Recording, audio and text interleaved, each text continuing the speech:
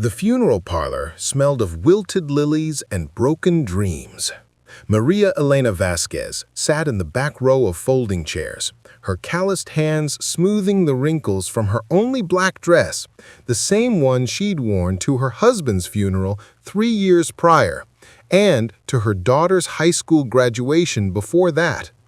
Around her, the Castillo family filled the front rows like a murder of crows, their expensive suits and designer handbags creating a stark contrast to the modest woman who clutched a tissue box from the dollar store. Old Esteban Castillo lay in his mahogany casket, finally at peace after 93 years of weathering life's storms.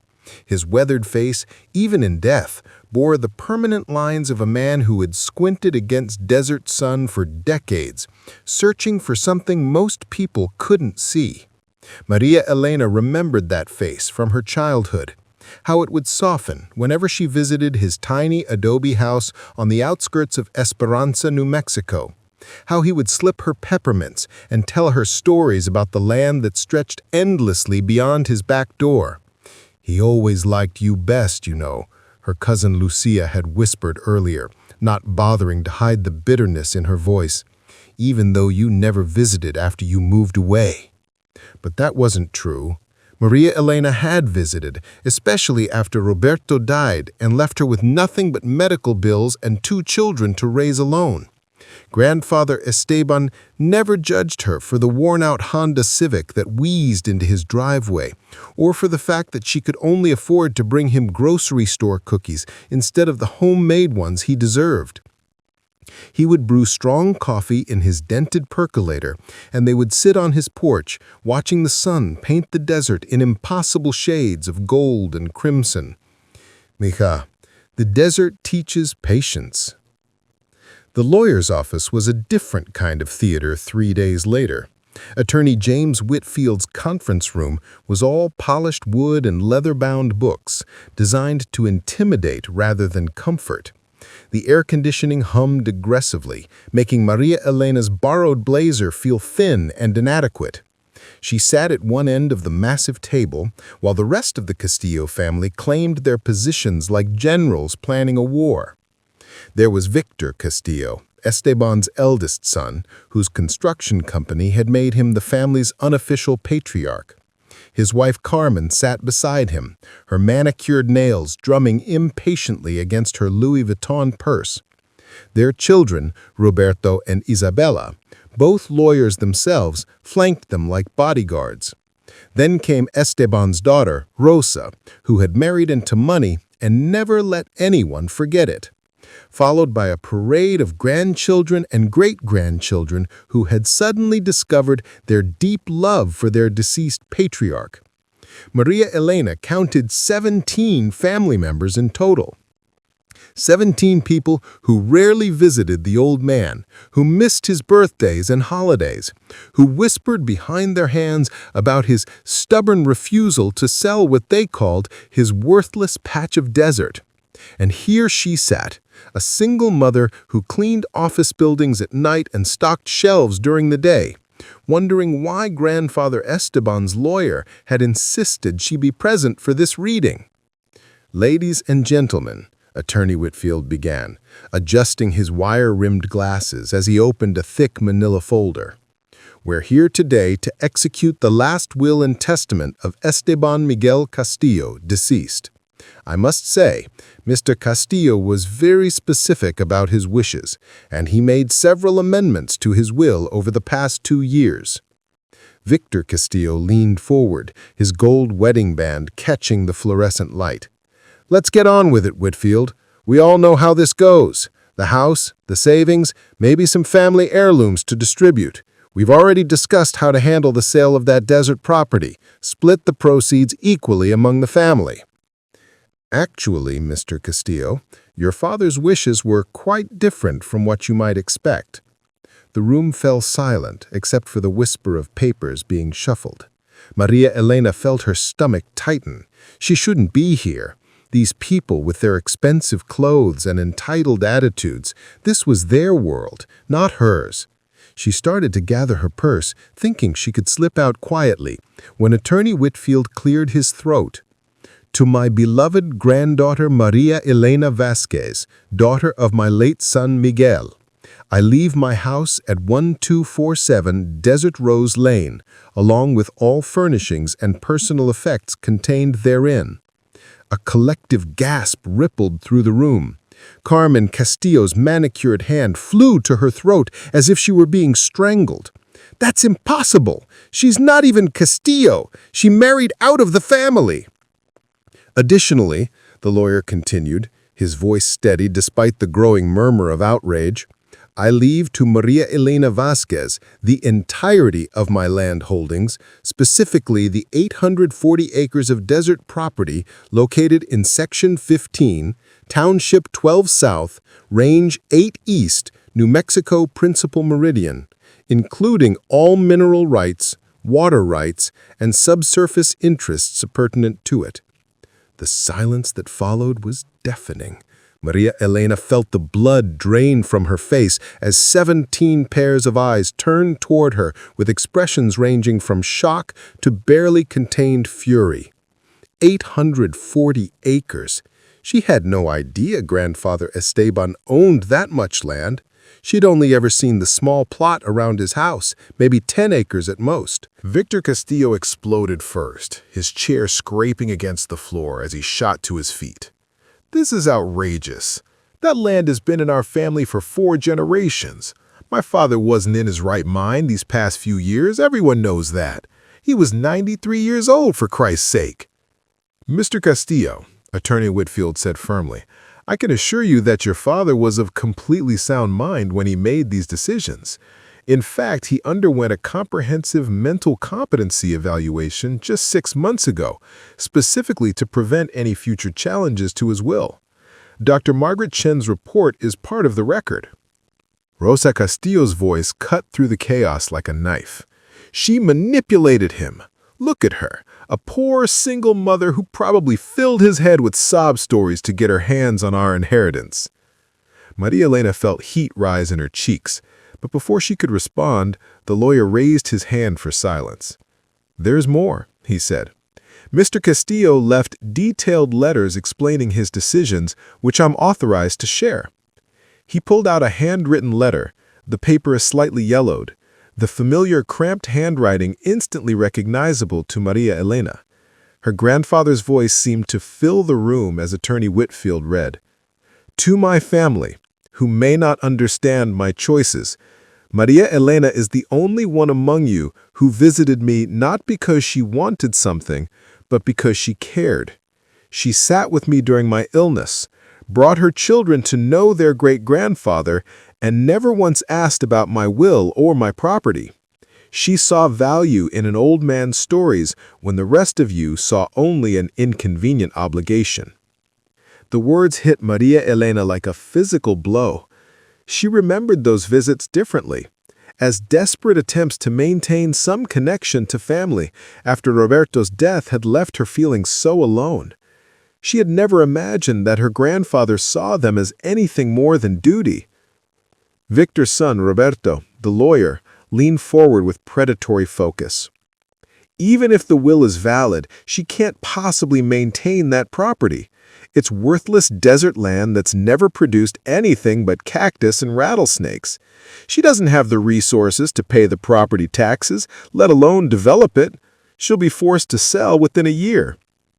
Actually, Attorney Whitfield said, consulting another document, Mr. Castillo also established a trust fund to cover property taxes and basic maintenance for the next 50 years.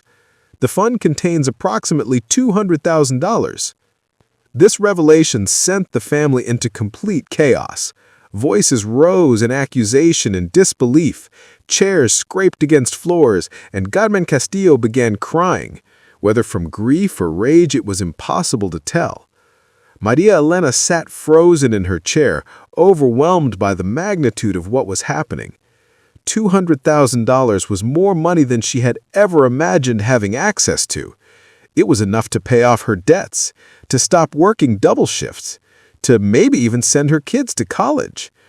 But as she looked around the room at the faces twisted with anger and resentment, she realized that this inheritance came with a price she wasn't sure she was prepared to pay. These people, her family, were looking at her like she had committed theft, like she had somehow stolen something that rightfully belonged to them. "There is one final provision," Attorney Whitfield announced, waiting for the room to quiet down. Mr. Castillo specified that if any family member contests this will or takes legal action against Maria Elena regarding the property, they forfeit any and all claims to his remaining assets, including his savings account, investment portfolio, and personal effects. Before we continue with this incredible story, if you're enjoying these twists and turns, please share this video with someone who loves inheritance drama, and don't forget to hit that subscribe button. The silence that followed was pregnant with calculation. I could practically see the mental arithmetic happening behind their eyes, weighing the cost of legal action against whatever other inheritances they might receive. Finally, Victor spoke, his voice low and dangerous. "Fine. She can have the worthless desert in the old man's broken-down house. But don't think for a second that this is over. That land has been in our family for generations, and one way or another it's coming back where it belongs."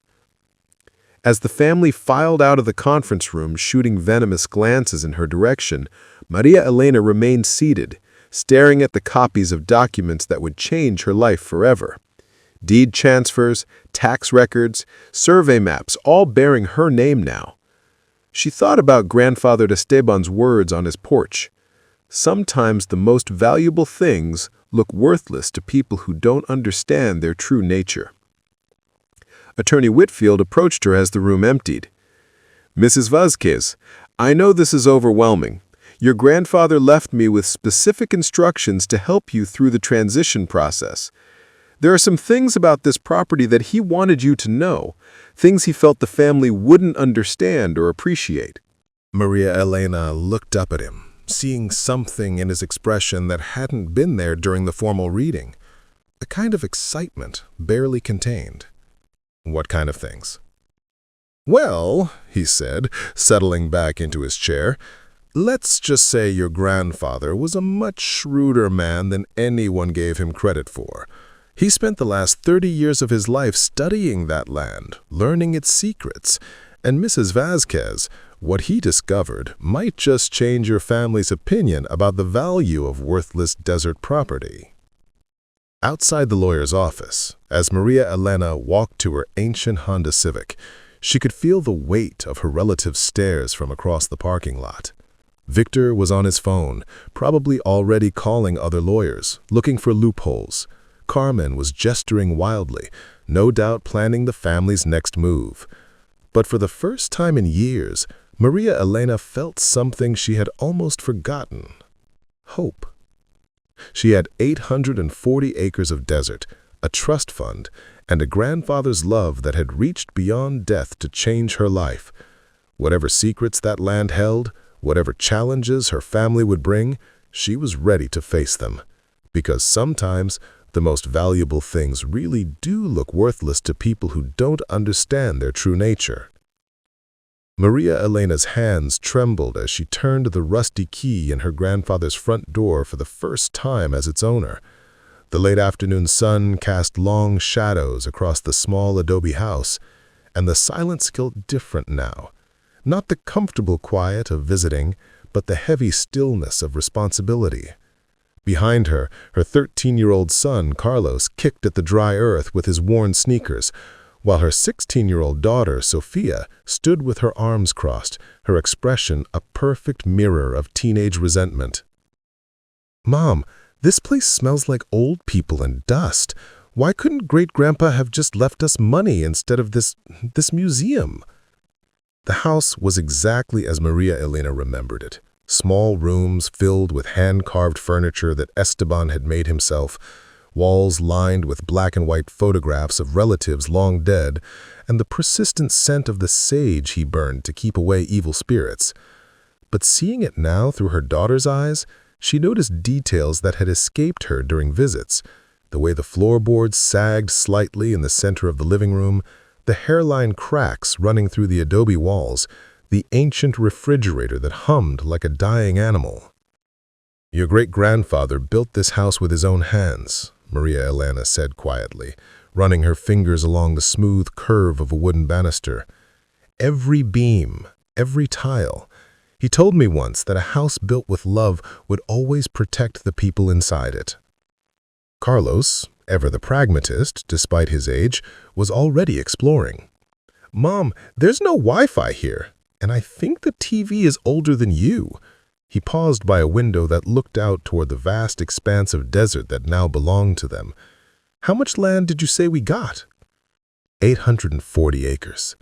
The number still sounded impossible when she said it out loud. Maria Elena joined her son at the window, watching the desert stretch toward mountains that looked like purple shadows in the distance. Somewhere out there was land that her relatives had called worthless, land that had made them look at her with such hatred that her stomach still clenched when she thought about it. Her phone buzzed constantly with text messages she was afraid to read. The few she had glanced at ranged from coldly formal to barely concealed threats. "You have no idea what you've gotten yourself into." She had stopped answering calls after Victor's wife Carmen had screamed at her for 20 minutes about stealing from children and destroying a family legacy. The reality of her situation was starting to sink in with crushing weight. She owned a house that needed thousands of dollars in repairs, land she had never seen most of, and the hatred of every relative she had left in the world. The trust fund would cover taxes and basic maintenance, but it wouldn't make her rich. It wouldn't even make her middle class. She would still need to work her 2 jobs, still struggle to pay for Sophia's college dreams and Carlos's growing feet that demanded new shoes every few months. That first night in the house, Maria Elena lay in her grandfather's bed, now her bed, staring at ceiling beams that had witnessed nearly a century of dreams and disappointments. The desert silence was absolute, broken only by the occasional howl of a coyote or the whisper of wind through mesquite trees. She had grown accustomed to the constant noise of city life, traffic, sirens, neighbors arguing through thin apartment walls. This silence felt almost oppressive, heavy with the weight of expectations she didn't understand. "We need to see the land first," she said finally. "Attorney Whitfield said there were things about the property that grandfather wanted me to know. Maybe then we'll understand why you left it to us." The meeting with Attorney Whitfield was scheduled for that afternoon at the property itself. He had been mysterious over the phone, saying only that they were aspects of Esteban's inheritance that were better explained in person, on the land itself. Maria Elena drove her wheezing Honda down a dirt road that seemed to lead nowhere, following GPS coordinates that took her deeper into the desert than she had ever been. The attorney was waiting beside a gleaming black SUV that looked completely out of place in the wilderness. Beside him stood a woman Maria Elena didn't recognize, tall, professional, with the kind of confident bearing that suggested both education and money. She wore khaki field clothes that had clearly been purchased from expensive outdoor gear companies, not the discount stores where Maria Elena shopped. "Mrs. Vasquez," Attorney Whitfield called out as she parked, "thank you for coming. I'd like you to meet Dr. Sarah Mitchell. She's a hydrologist who worked with your grandfather for several years on various projects."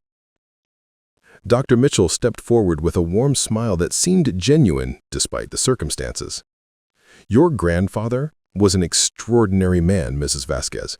I'm sorry for your loss, but I'm excited to show you what he discovered out here. I think you're going to be amazed." As they walked across land that looked identical to every other patch of desert Maria Elena had ever seen, Dr. Litchell began explaining things that sounded like science fiction. "Your grandfather first contacted me 5 years ago after he noticed some unusual patterns in his well water.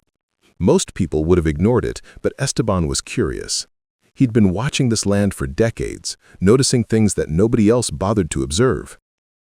They stopped at what looked like a random spot marked only by a small metal stake driven into the ground. This is monitoring well number 1, Dr. Mitchell said, producing a tablet computer from her backpack. Your grandfather paid to have 17 of these installed over the past 3 years, despite significant resistance from local drilling companies who thought he was wasting his money. Sophia, who had been sulking since they left Phoenix, perked up slightly at the mention of technology. What did the wells monitor?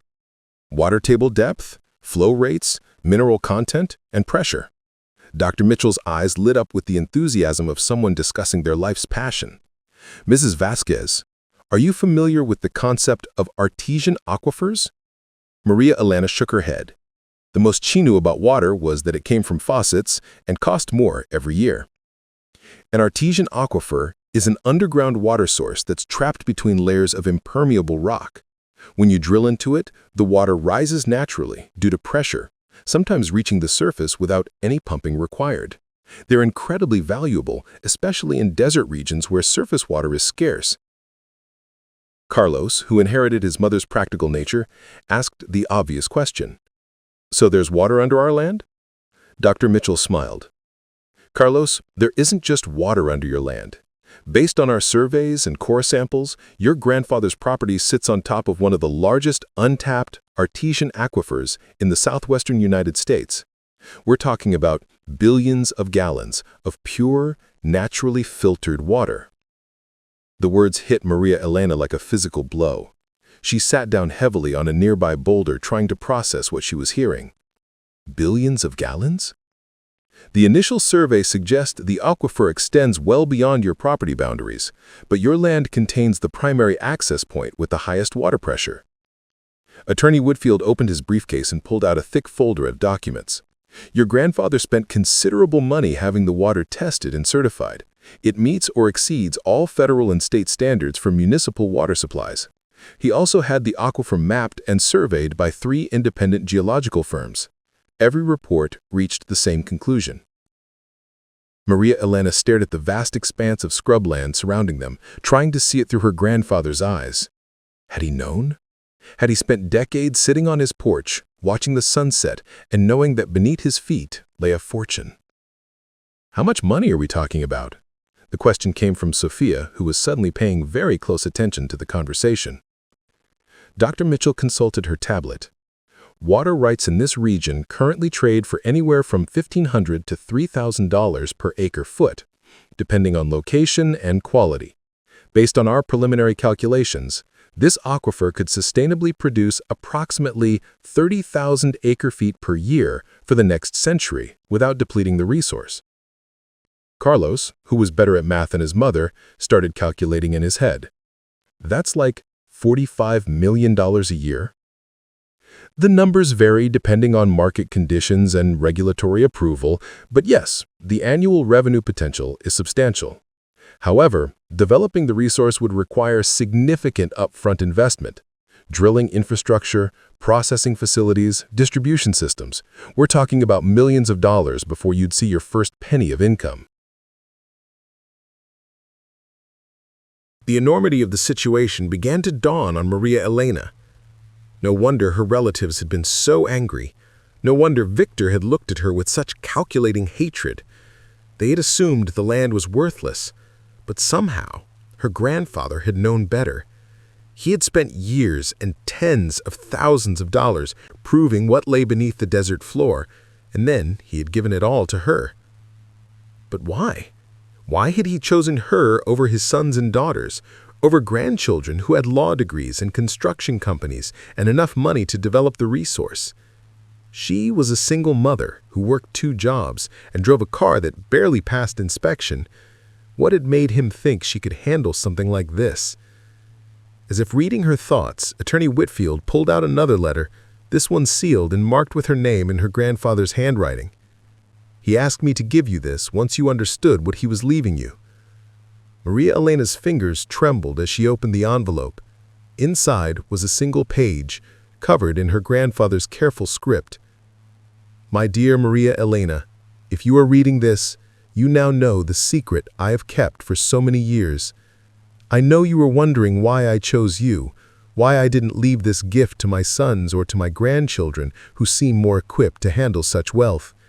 The answer is simple.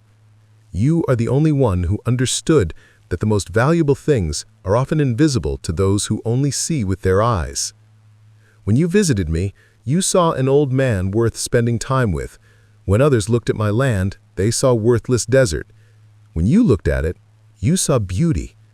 You watched sunsets with me from my porch and never once asked what the land might be worth. You valued what couldn't be bought or sold.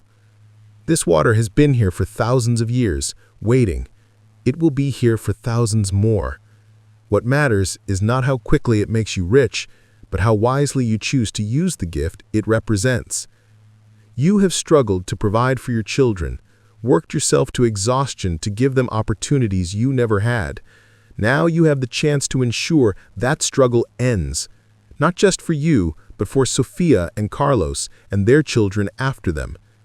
But remember, mija, that wealth without wisdom is just another kind of poverty. The Castillo family will not forgive you for what they see as theft, even though you have stolen nothing. They will fight you in court, spread lies about you in town, try to convince you that you don't deserve what you've been given. They will tell you that you should sell the land to them for far less than it's worth, that you should be grateful for whatever they're willing to offer. Don't listen to them. This is your inheritance, earned not through blood alone, but through love.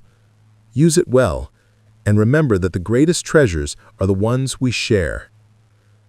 Tears streamed down Maria Elena's face as she finished reading. Around her, the desert seemed to shimmer with new possibilities, but also with the weight of responsibility she wasn't sure she could bear. Dr. Mitchell and Attorney Whitfield waited respectfully as she processed her grandfather's words, while her children stood nearby, finally understanding that their lives had been changed in ways they couldn't yet comprehend. "What happens now?" Sophia asked quietly. "Now," Attorney Whitfield said, "we need to discuss your options. You could lease the water rights to a major corporation, which would provide immediate income with minimal risk. You could partner with investors to develop the resource yourself, which would be more profitable long-term but much more complex.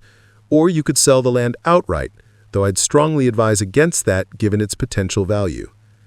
Maria Elena looked out across the land that had seemed like a burden just hours earlier. Somewhere beneath her feet lay enough water to supply cities, enough wealth to transform not just her life, but her children's futures. But it also represented a target painted on her back, a source of conflict that could tear apart what remained of her family. "I need time to think," she said finally. "This is all happening so fast." "Of course," Dr. Mitchell said. "But Mrs. Vasquez, you should know that word is already starting to spread in certain circles about what your grandfather discovered. Water rights lawyers, development companies, investors, they're all going to come calling soon. The pressure is going to intensify quickly." As they drove back toward town, Maria Elena's phone began ringing again. Victor's name appeared on the screen, followed immediately by Rose's, then Carmen's. The vultures were already circling, and she hadn't even decided what she wanted to do with her grandfather's gift. That night, as her children explored their new home with the wide-eyed excitement of treasure hunters, Maria Elena sat on the porch where she had spent so many evenings with her grandfather. The desert stars were brilliant overhead, unmarred by city lights, and the silence that seemed oppressive now felt peaceful. She could almost hear his voice on the evening breeze, reminding her that the most valuable things look worthless to people who don't understand their true nature. She had been given a gift beyond her wildest dreams, but she was beginning to understand that claiming it would require more strength than she had ever needed before. The real struggle was just beginning. The first shot fired in the family war came at 6:47 a.m. on a Tuesday morning, delivered by a process server who pounded on Maria Elena's door with the enthusiasm of someone who enjoyed ruining people's days. She stumbled from bed, still wearing the clothes she had fallen asleep in while poring over water rights documents, and found herself face to face with a young man holding an official-looking envelope. "Maria Elena Vasquez?" he asked, though his tone suggested he already knew the answer. "Yes," she said, her voice still thick with sleep. "You've been served. Have a nice day." The envelope contained a 43-page lawsuit filed by Victor Castillo on behalf of the Esteban Castillo Family Trust, claiming undue influence, diminished mental capacity, and fraud. The legal language was dense and intimidating, but the message was clear. They wanted the inheritance declared invalid, the will overturned, and the property distributed among Esteban's rightful heirs. Maria Elena's hands shook as she read accusations that painted her as a manipulative opportunist who had preyed upon a vulnerable elderly man.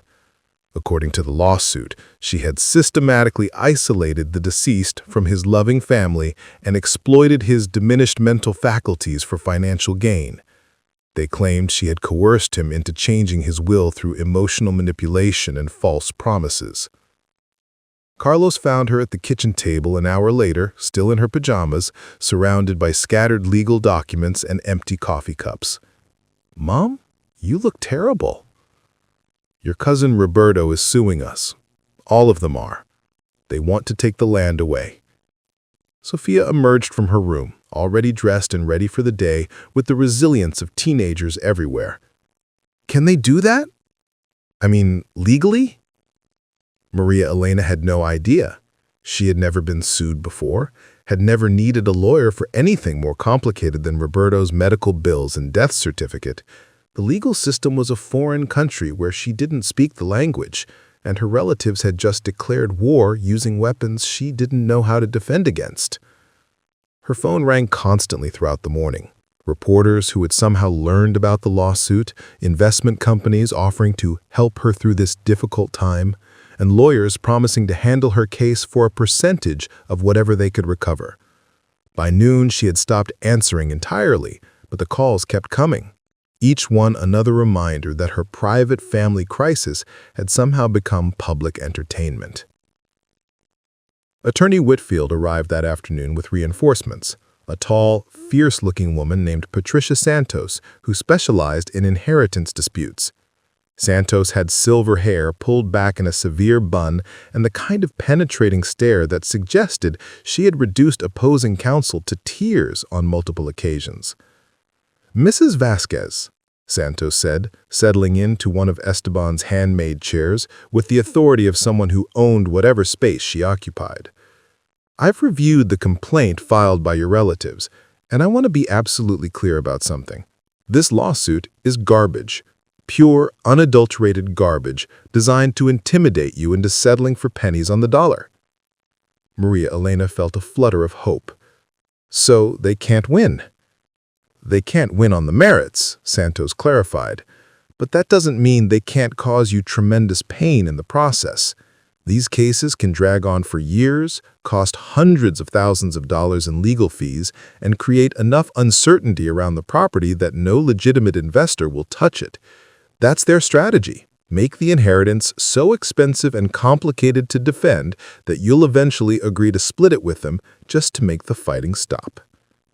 Sophia, who had been listening from the doorway, stepped into the room. "But you can fight them, right? You can prove that great-grandpa wanted Mom to have the land." Santos smiled for the first time since her arrival. "Oh, we can absolutely fight them, and when we're done, they're going to wish they never heard the word lawsuit. But Mrs. Vasquez needs to understand what she's signing up for. This is going to get ugly, very ugly." The ugly began that very evening with a story in the local newspaper that made Maria Elena's stomach turn. The headline read, "Family Disputes Inheritance of Water Rights," and the article painted Maria Elena as an outsider who had somehow manipulated her way into a fortune that rightfully belonged to lifelong community members. "The Castillo family has been part of this community for 4 generations, Victor was quoted as saying. "It's heartbreaking to see an outsider come in and tear apart a family legacy that my father spent his entire life building." The article mentioned that Maria Elena had moved away from Esperanza years ago, implying that her absence somehow disqualified her from inheriting from her own grandfather. It quoted neighbors who couldn't understand why Esteban would leave his property to someone who barely visited, instead of to his sons who had always been there for him. Reading the lies in black and white, seeing her grandfather's character questioned and her own motives twisted beyond recognition, Maria Elena felt a rage unlike anything she had experienced since Roberto's death.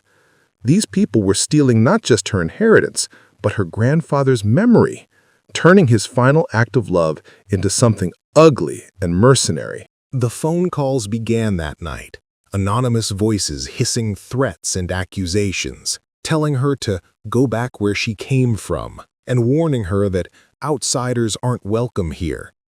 Someone threw a rock through her living room window at 2 a.m., and she found her tires slashed the next morning. "Mom," Carlos said quietly as they surveyed the damage to her Honda, "maybe we should just give them what they want. This is getting scary." But Maria Elena found herself thinking about her grandfather's letter, about his warning that the family would try to convince her she didn't deserve what she had been given. He had known this would happen. He had prepared her for this fight, even though she hadn't understood his warnings at the time. The legal battle escalated quickly.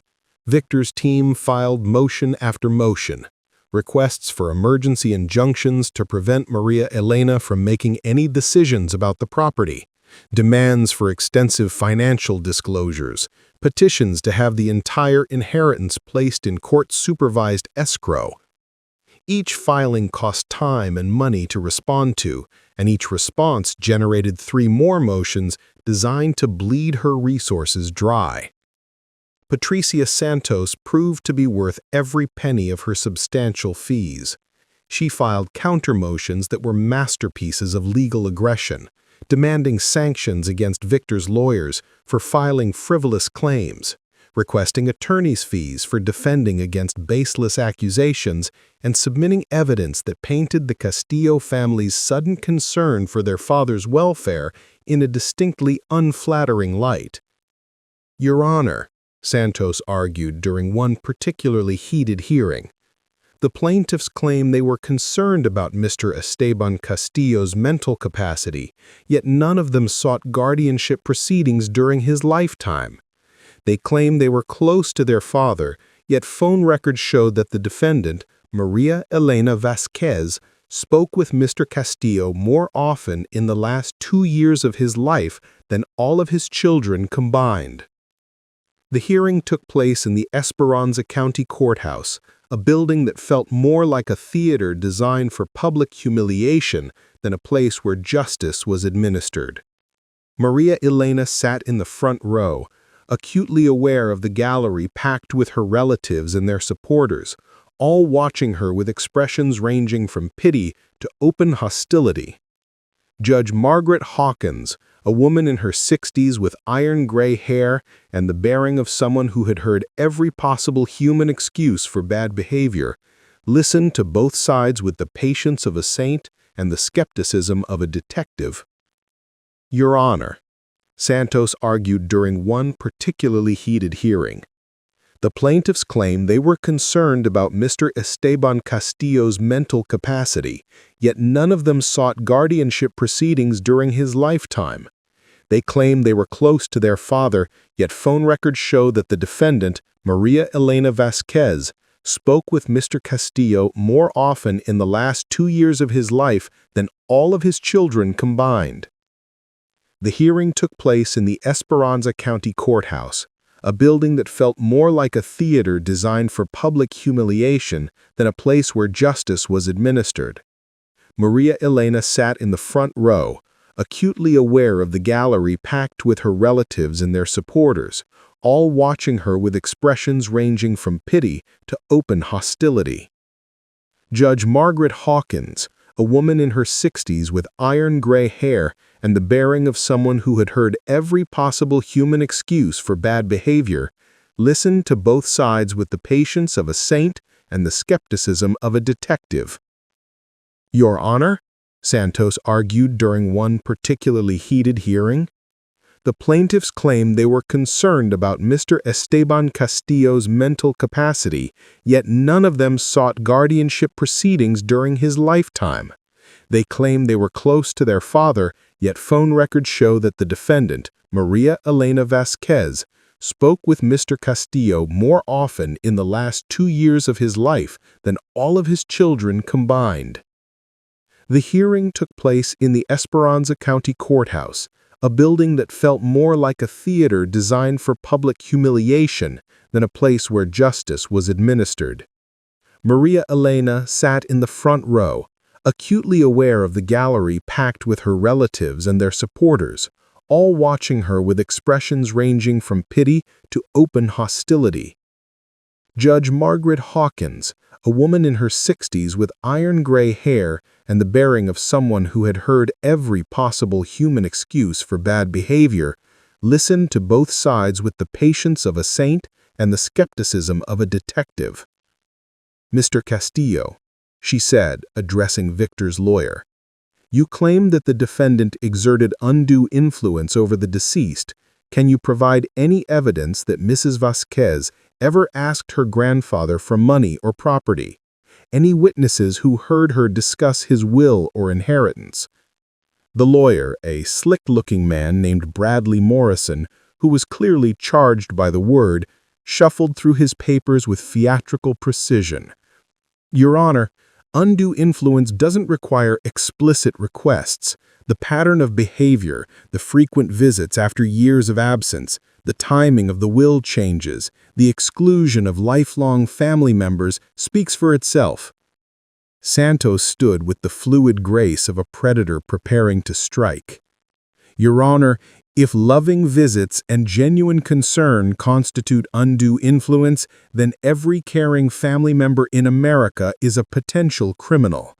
The plaintiff's own evidence shows that Mrs. Vasquez never discussed inheritance with Mr. Castillo, never asked for financial assistance, and in fact declined his offers to help her financially on multiple occasions." The evidence was overwhelmingly in Maria Elena's favor, but she was learning that having the law on her side didn't necessarily mean justice would prevail quickly. Each hearing generated new delays, new motions, new opportunities for her relatives to drag out the process and increase the pressure on her to settle. Meanwhile, word of the water discovery had leaked beyond the courthouse. Investment companies began circling like sharks sensing blood in the water, offering to buy her out at prices that sounded enormous, until Dr. Mitchell explained that they represented maybe 10% of the resource's actual value. "They're betting that the legal pressure will force you to take whatever they're offering. These companies specialize in acquiring distressed assets from people who can't afford to wait for full market value." The pressure was working. Maria Elena's savings were disappearing into legal fees faster than she could earn money to replace them. The trust fund her grandfather had established covered property taxes and basic maintenance, but it couldn't pay for the kind of aggressive legal representation she needed to fight a family with deep pockets and unlimited spite. She had been forced to take out loans against the property itself, something that required court approval and generated yet another round of legal filings from Victor's team claiming she was wasting assets and acting recklessly with family property. The irony was bitter. She was going into debt to defend her right to own something that could make her wealthy beyond imagination. The harassment escalated as the case dragged on. Someone poisoned her grandfather's old dog, a gentle creature named Pancho, who had been her only companion during the long, lonely evenings at the desert house. They found him one morning behind the house, his body twisted in the agonizing final moments of strychnine poisoning. Carlos cried for hours that day, holding the old dog while Maria Elena dug a grave in the hard desert soil. "This is evil, Mom," he said through his tears. "These people are evil." Sophia, who had initially been excited about the possibility of wealth, was beginning to crack under the pressure. She spent hours on the phone with friends back in Phoenix, talking about the normal teenage dramas that had once seemed so important and now felt like luxuries from another life. "I hate this place," she announced one evening after a particularly brutal day in court where Victor's lawyers had questioned every aspect of Maria Elena's character and fitness as a mother. "I hate the house, I hate the desert, and I hate our family. Why can't we just give them the stupid land and go home?" "Because this is our home now," Maria Elena said, though the words felt like lies even as she spoke them. Because your great-grandfather wanted us to have this, and because running away from bullies just teaches them that bullying works. But privately, she was beginning to wonder Sophia was right. The financial strain was crushing, the emotional toll was devastating, and the legal battle showed no signs of ending anytime soon. Victor's team had filed for expedited discovery, demanding access to every aspect of her life: bank records, employment history, medical records, even her children's school files. They were trying to find any evidence that she was an unfit guardian for such valuable property. The breakthrough came from an unexpected source. Patricia Santos had hired a private investigator named Marcus Reyes to look into the Castillo family's financial situation, hoping to understand how they were funding their expensive legal campaign. What Reyes discovered was far more interesting than anyone had expected. "Your relatives have been trying to buy this property for over a decade," Reyes reported during a meeting at Santos's office. "Not from your grandfather directly, he always refused to sell, but through shell companies and intermediaries. They've been approaching him every few years with increasingly aggressive offers." Santos leaned forward, her eyes lighting up with the predatory gleam that meant she had found something useful. Approaches he refused? Every single time. But here's where it gets interesting. 3 years ago, Victor Castillo took out a substantial loan against his construction company, using the expected inheritance from his father as collateral. He convinced the bank that the old man was going to die soon and that the valuable desert property would be divided among the children. Maria Elena felt her heart skip a beat. He borrowed money against land that didn't belong to him? Gets better, Reyes continued.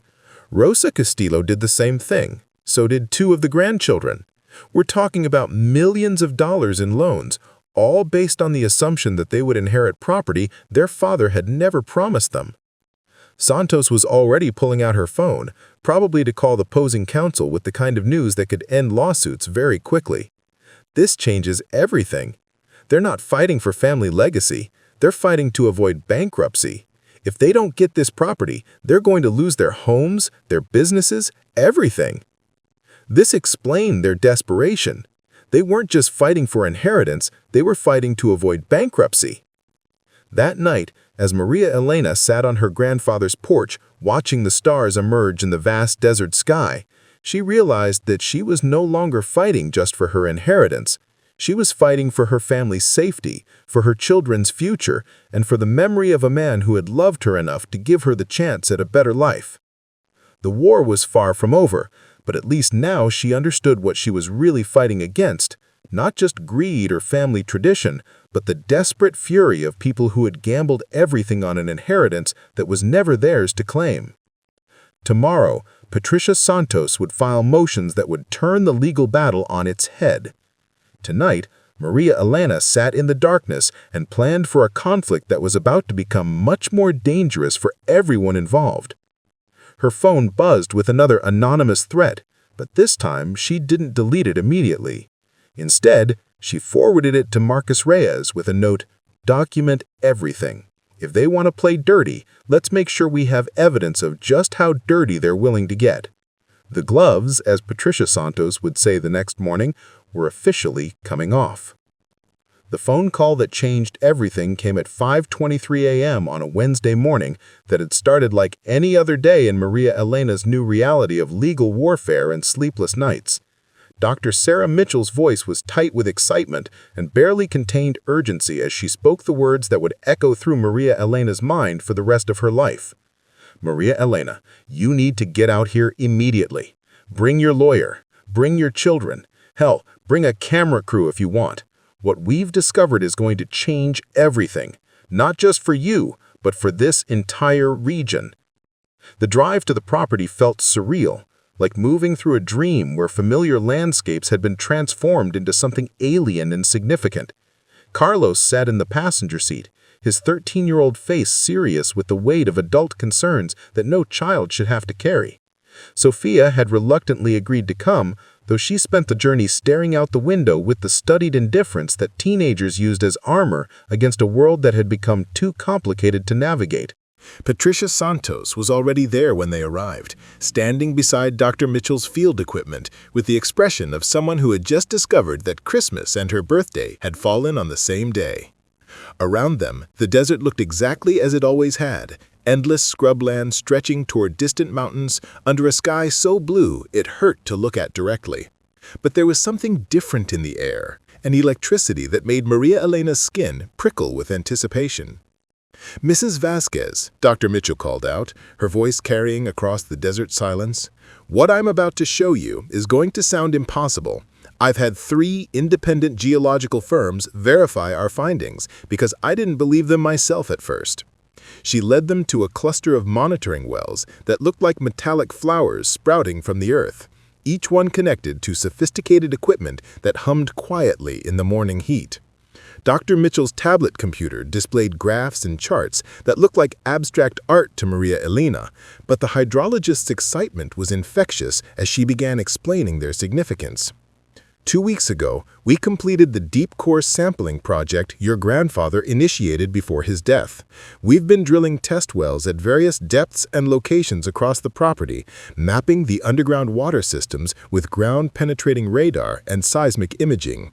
What we found defies everything we thought we knew about desert hydrology. She pulled up a 3-dimensional image on her tablet, rotating it slowly so they could see the underground structures from multiple angles. "This isn't just an artesian aquifer, Maria Elena. This is the largest freshwater reservoir discovered in the American Southwest in over 50 years.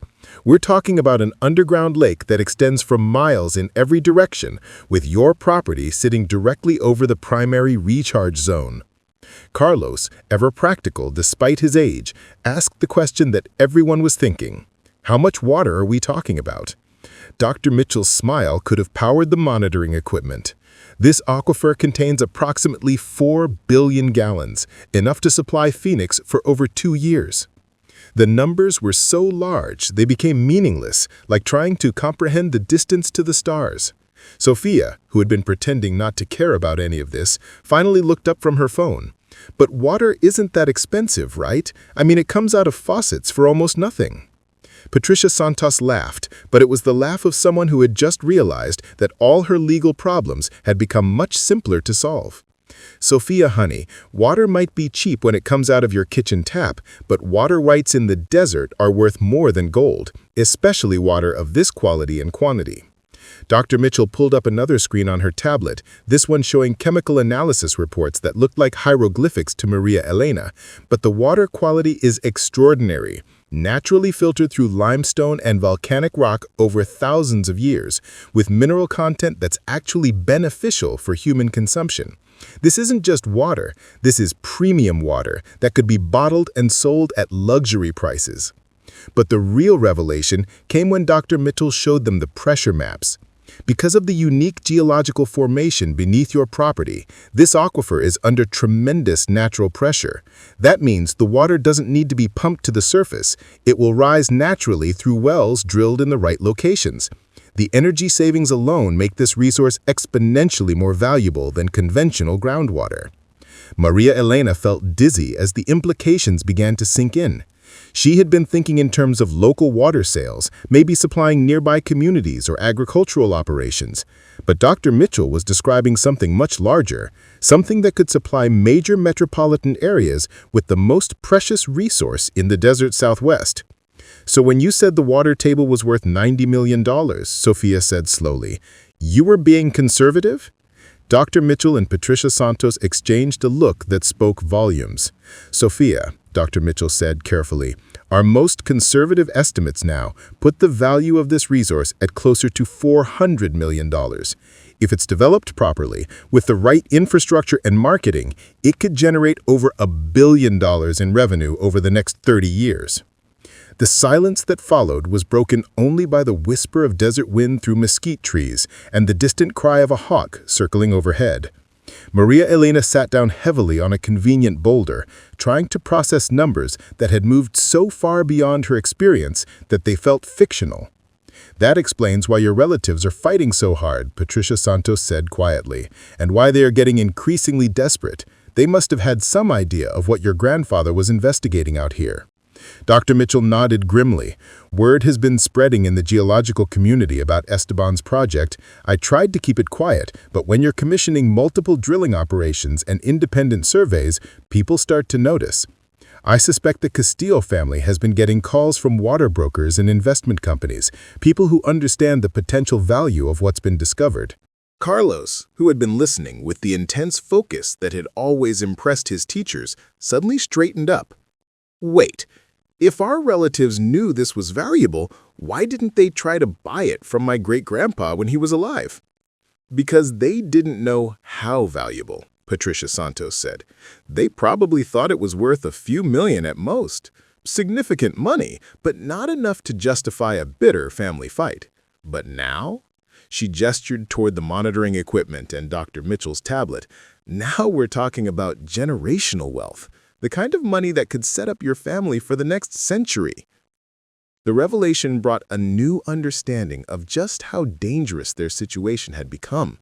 This wasn't about greed anymore, or even family pride.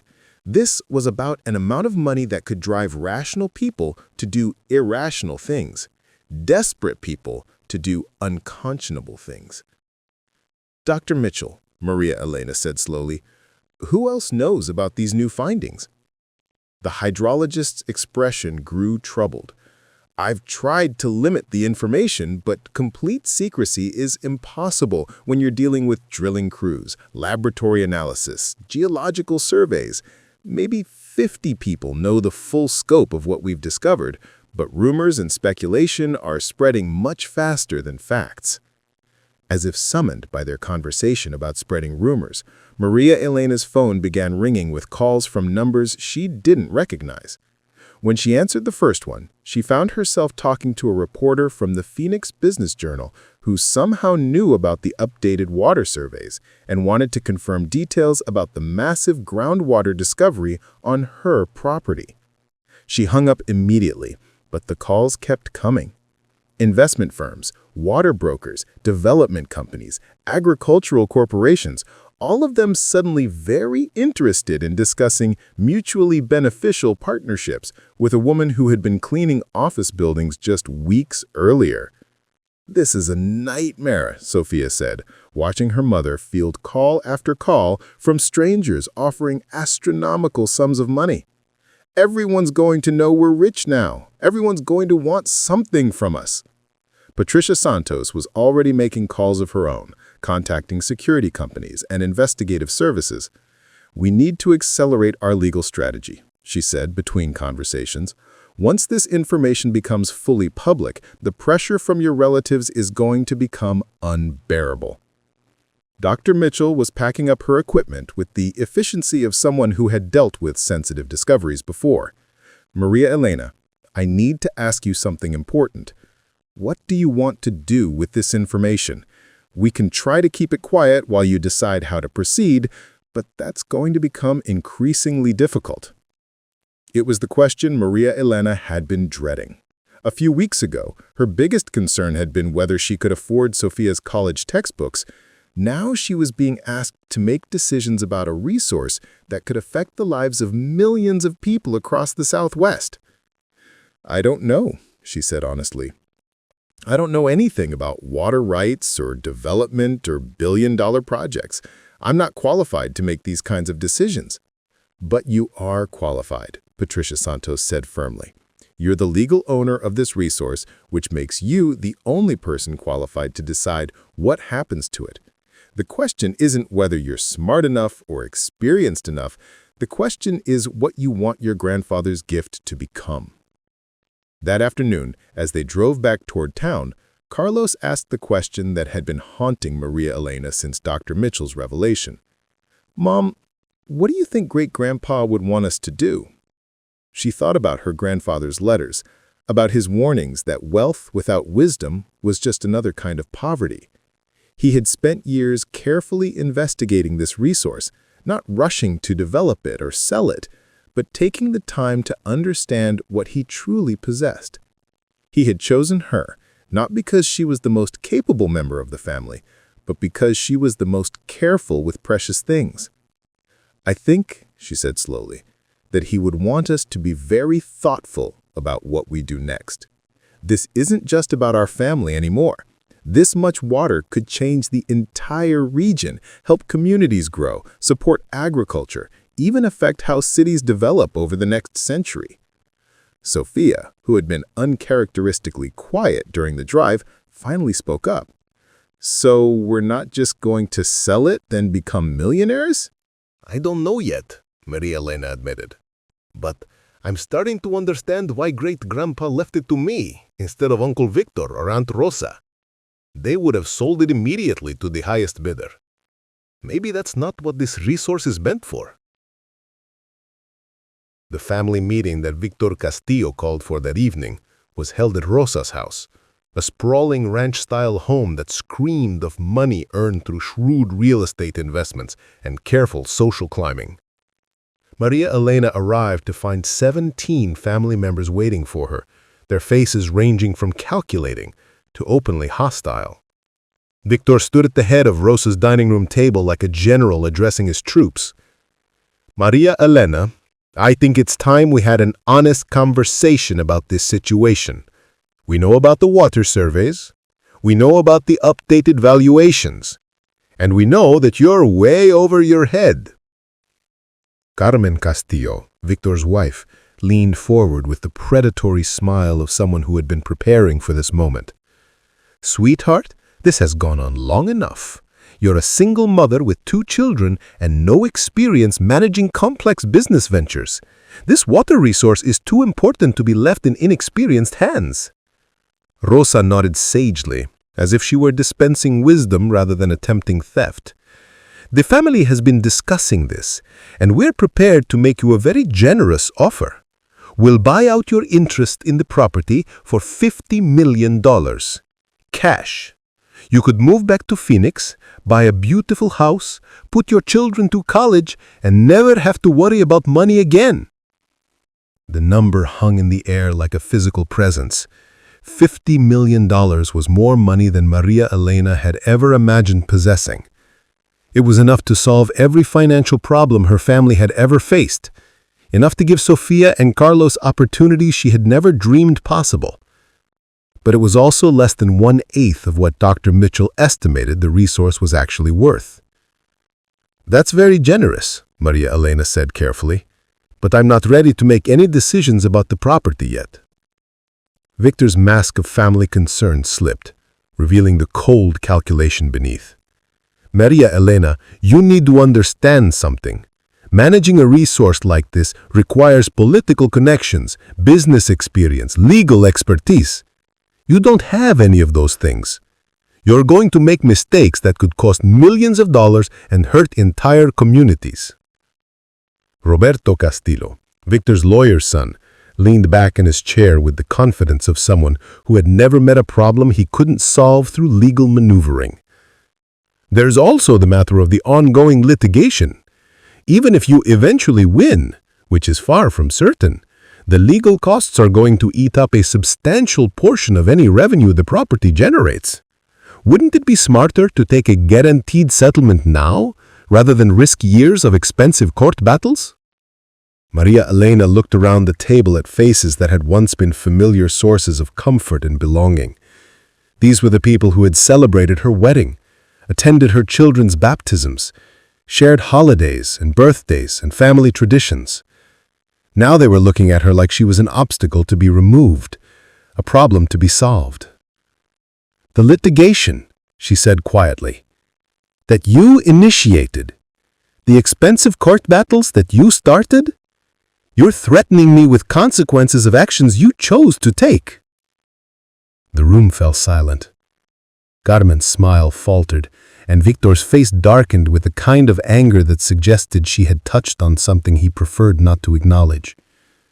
We're offering you a way out of this mess, a chance to walk away with more money than you could spend in 3 lifetimes, and to avoid the kind of public scrutiny that's going to make your life unbearable.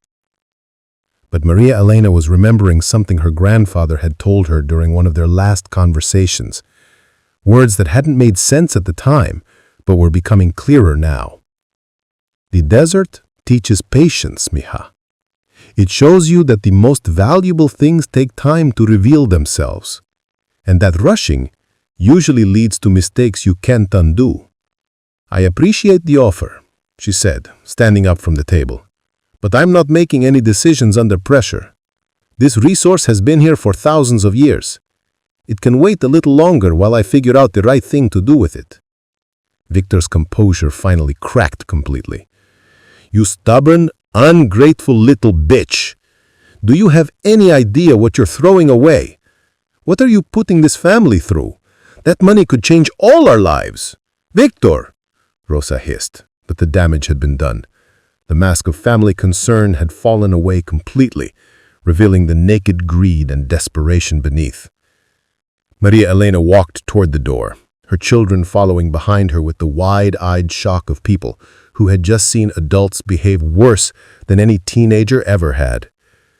At the threshold, she turned back to face the table full of relatives who were no longer family in any meaningful sense. "Grandfather was right about you," she said quietly. "You only see value in things you can sell quickly for the highest price. You never understood that the most precious things are the ones worth protecting." The drive home was silent, except for the hum of tires on asphalt and the distant rumble of thunder from storms building over the mountains. Sophia stared out her window at the vast desert landscape that now belonged to them, while Carlos counted fence posts with the methodical precision of someone trying to process experiences too large for easy comprehension. "Mom," Sophia said finally, $50 million is a lot of money." "Yes, it is. But they're scared, aren't they? That's why Uncle Victor got so angry. They're scared because they know it's worth a lot more than what they're offering." Maria Elena smiled, feeling proud of her daughter's growing wisdom. "What do you think we should do?"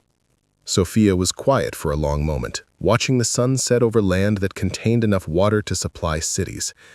"I think," she said slowly, "that great-grandpa chose you for a reason. And I think we should figure out what that reason was before we decide anything else." That night, as Maria Elena sat on her grandfather's porch under stars that seemed brighter and more numerous than any she had ever seen, she finally understood what he had been trying to teach her all those years. She finally understood her grandfather's choice. He had valued wisdom over wealth. Tomorrow, she would call Dr. Mitchell and begin the process of learning everything she needed to know about water rights, environmental impact, and sustainable development. She would take the time to understand what she truly possessed and how it could be used to benefit not just her family, but entire communities across the desert Southwest. Tonight, she sat in the darkness and felt her grandfather's presence in the desert wind, confirming what she had already begun to suspect. This inheritance wasn't just about money. It was about responsibility, wisdom, and the kind of patience that allowed precious things to reveal their true value in their own time. The recognition was complete. She finally understood what Esteban Castillo had really left her and why he had chosen her to receive it. The morning that would reshape the future of the entire Esperanza Valley began with Maria Elena standing in her grandfather's kitchen, watching the sun rise over land that held enough water to change the destiny of the American Southwest. In her hands, she held a document that had taken 3 months to create, a comprehensive development plan that would honor both her grandfather's wisdom and the needs of the communities that had called this desert home for generations. Dr. Sarah Mitchell sat at the kitchen table surrounded by maps, geological surveys, and environmental impact studies that represented thousands of hours of research. Across from her, Patricia Santos reviewed legal documents with the satisfaction of someone who had orchestrated one of the most elegant solutions to a complex inheritance dispute in her 30-year career. "Are you ready for this?" Patricia asked, looking up from a contract that would establish the Esteban Castillo Water Conservancy, a non-profit organization designed to manage the aquifer as a regional resource rather than a private commodity. Maria Elena nodded, though her hands trembled slightly as she poured coffee for everyone present. 6 months ago, she was a single mother working 2 jobs and struggling to pay rent. Today, She was about to announce a decision that would affect water policy across 3 states and establish her family as stewards of one of the most valuable natural resources in the region. The beauty of this approach, Dr. Mitchell said, spreading out a detailed map of the proposed development, is that it allows for sustainable extraction while maintaining the aquifer's long-term viability.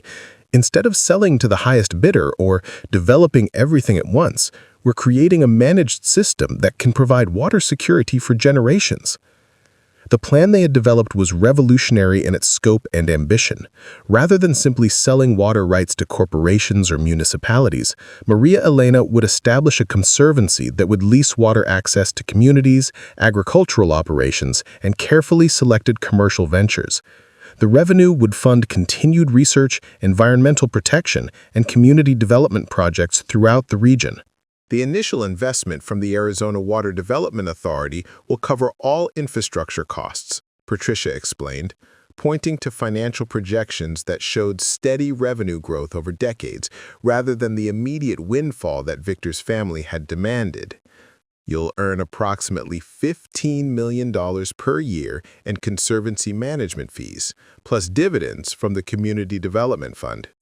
It's not the billion-dollar payday that pure commercial development might generate, but it's sustainable income that grows over time while protecting the resource itself. Sophia, who had spent the morning helping her mother prepare for the day's announcement, looked up from her phone where she had been researching water conservation programs. So we're not getting super rich, but we're not going to be poor either. Sophia, Maria Elena said gently, $15 million a year is more money than our family has ever imagined having. The difference is that we're earning it by taking care of something precious rather than by destroying it for quick profit. Carlos, now 14, and showing signs of the thoughtful leadership that reminded Maria Elena of her grandfather, had been studying the engineering reports with the intensity of someone planning his future career. Mom, Dr. Mitchell says that if we do this right, the aquifer could supply water for Phoenix and Tucson for over 100 years without running dry. That's like we'd be helping millions of people. The weight of that responsibility had kept Maria Elena awake for weeks as she wrestled with decisions that would affect communities she had never seen, people who weren't yet born, and ecosystems that had taken millennia to develop. But gradually, she had come to understand that this was exactly the kind of thinking her grandfather had hoped she would embrace. The press conference was scheduled for noon at the Esperanza Community Center, a modest building that had hosted everything from high school graduations to town halls about water restrictions. Maria Elena had chosen the location deliberately. She wanted her announcement to come from the heart of the community that would be most affected by her decisions, not from some sterile corporate boardroom or government office. By 11:30, the parking lot was packed with vehicles representing every major news outlet in the Southwest.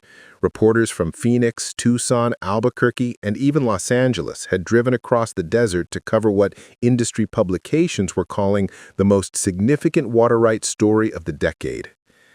Inside the community center, Victor Castillo sat in the front row with his legal team, his face a mask of barely controlled rage that had only intensified as rumors of Maria Elena's plans had begun to circulate. The rest of the family flanked him like generals preparing for a final battle, their expensive suits and grim expressions creating a stark contrast to the community members who filled the remainder of the seating. Mayor Patricia Gonzalez, a woman in her 50s who had been fighting water scarcity issues for her entire political career, introduced Maria Elena with words that carried the weight of hope that had sustained desert communities for generations. Ladies and gentlemen, we're here today to hear from Maria Elena Vasquez, whose family has been given stewardship of what may be the most important natural resource discovery in our region's history. Maria Elena stepped to the podium, wearing a simple blue dress that Sophia had helped her choose, carrying a folder that contained not just her prepared remarks, but also her grandfather's final letter, the one he had asked Attorney Whitfield to give her only after she had made her decision about the water rights. 6 months ago, she began, her voice steady despite the magnitude of the moment. I inherited something I didn't understand from a grandfather who saw things the rest of us missed. Today, I want to share with you what I've learned about responsibility, wisdom, and the difference between wealth and true prosperity. She outlined the technical details of the aquifer discovery, the conservative estimates of its value, and the various development options that had been presented to her family. But then she shifted to something more personal, more fundamental to the decisions she had made. My grandfather used to tell me that the desert teaches patience, that the most valuable things reveal themselves slowly to people who take the time to understand their true nature. For the past 6 months, I've been learning what he meant.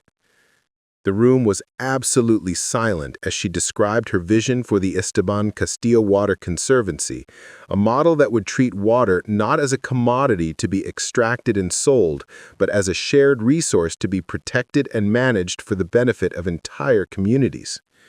Victor Castillo could no longer contain himself. He stood up abruptly, his chair scraping against the floor with a sound that echoed through the silent room. "This is insanity," he shouted. "You're talking about giving away billions of dollars to people who have no legal claim to that water. My father spent his entire life building wealth for his family, not for strangers." Maria Elena looked at her uncle with the kind of calm that comes from absolute certainty about one's path. "Uncle Victor, grandfather didn't spend his life building wealth. He spent it understanding the value. There's a difference." She pulled out her grandfather's final letter, the one she had read the night before for the first time. He wrote something I'd like to share with all of you. He said the true test of wealth is not how much you can accumulate, but how much good you can do with what you've been given. I am leaving this resource to Maria Elena not because she needs the money, but because she understands that the greatest fortune is the one that keeps giving long after you're gone. The announcement of the conservancy structure sent ripples of excitement through the community representatives present. Mayor Gonzalez wept openly as Maria Elena described water allocation plans that would secure Esperanza's future for generations. Agricultural representatives from across the region began calculating how sustainable water access could transform farming in areas that had been slowly dying from drought. But the true vindication of Maria Elena's decision came from an unexpected source. Dr. James Harrison, the state's leading expert on sustainable water management, had driven down from the University of Arizona specifically to attend the press conference. "What Mrs. Vasquez is proposing," he said when called upon to comment, "represents the most innovative approach to aquifer management I've seen in my 40-year career. Instead of the typical boom and bust cycle that destroys water resources for short-term profit, this conservancy model could become a template for responsible resource development across the entire Southwest." Victor's legal team tried one final desperate gambit, standing to announce that they would be filing an emergency injunction to prevent the conservancy's establishment, claiming that Maria Elena was acting against the interests of the estate's legitimate heirs. But Patricia Santos was ready for them. "Your Honor," she said, addressing the judge who had been monitoring the inheritance dispute, "the plaintiff's own financial records, which they were compelled to produce during discovery, show that they borrowed millions of dollars against an inheritance they were never promised. Their objection to Maria Elena's development plan has nothing to do with family interests and everything to do with their own financial desperation." The legal battle that had consumed months of bitter fighting ended not with a dramatic courtroom confrontation, but with a whimper of defeat, as Victor's lawyers realized they had no legal standing to challenge how Maria Elena chose to develop property that was unquestionably hers. The real resolution came 3 days later, when Victor Castillo appeared at Maria Elena's door without his lawyers, without his wife, without the army of relatives who had supported his legal assault. He looked older than his 62 years, worn down by the stress of financial ruin and family conflict. "Maria Elena," he said quietly, standing on the porch where his father had shared so many sunsets with the granddaughter he had chosen as his heir. "I came to apologize and to ask for your help." She invited him in, serving coffee in the same cups her grandfather had used, sitting in chairs he had built with his own hands. For the first time in months, they talked not as adversaries in a legal battle, but as family members who had allowed greed and pride to poison something that should have been precious. "I mortgaged everything," Victor admitted, his voice barely above a whisper. "The business, the house, even Carmen's jewelry. I was so sure that Dad would leave the land to his children, so convinced that we deserved it more than someone who had moved away and started a new life." Maria Elena listened without judgment, understanding for the first time the desperation that had driven her relatives to such extremes. "Uncle Victor, why didn't you just ask Grandfather for help when you needed money? Why assume you had to wait for him to die?" Victor laughed bitterly. "Pride, I guess. I couldn't admit to the old man that his successful son had made terrible business decisions. Couldn't let him know that the construction company he was so proud of was failing because I had expanded too fast and borrowed too much." The conversation that followed was painful but necessary, as Victor finally acknowledged the jealousy and resentment that had poisoned his relationship with his father during the final years of Esteban's life. He had seen Maria Elena's visits not as acts of love, but as threats to his own position as the eldest son and primary heir. "He talked about you constantly, how proud he was of how you'd raised your children alone, how you'd kept working and studying and never given up even when Roberto got sick. I think I hated you a little bit because you were everything he wanted his own children to be." Maria Elena felt tears building in her eyes, not from sadness, but from relief that the truth was finally being spoken. "Uncle Victor, the Conservancy is going to need a construction manager, someone who understands desert building conditions and has experience with large-scale infrastructure projects." Victor looked up sharply, hope flickering in his eyes for the first time in months. "The salary would be enough to help you avoid bankruptcy, and there would be profit sharing as the Conservancy grows. It's not the inheritance you expected, but it's a chance to be part of something that Grandfather would have been proud of." The offer was extended to other family members as well, positions within the Conservancy structure that would allow them to benefit from the water resource while contributing their skills and experience to its sustainable development. Rosa's real estate expertise would be valuable for community development projects. Roberto's legal background would be essential for navigating water rights regulations. Even Carmen's social connections could help build political support for the Conservancy's expansion. Not all of them accepted immediately. Pride and resentment don't disappear overnight, and some family members remained convinced that Maria Elena was somehow cheating them out of their rightful inheritance. But gradually, as the Conservancy began operations and the benefits to the entire region became apparent, most of the Castillo family found ways to be part of the legacy their father had created. The first water delivery from the Esteban Castillo Conservancy took place on a blazing hot day in August, exactly 1 year after the will reading that had changed everything. Mayor Gonzalez cut a ceremonial ribbon as crystal-clear water flowed through new pipes toward the Esperanza Municipal Treatment Plant, ensuring that the community would never again face the water shortages that had threatened its survival. Sophia, now 17 and planning to study environmental engineering at Arizona State University, documented the ceremony with the kind of professional photography skills she had developed while creating promotional materials for the Conservancy.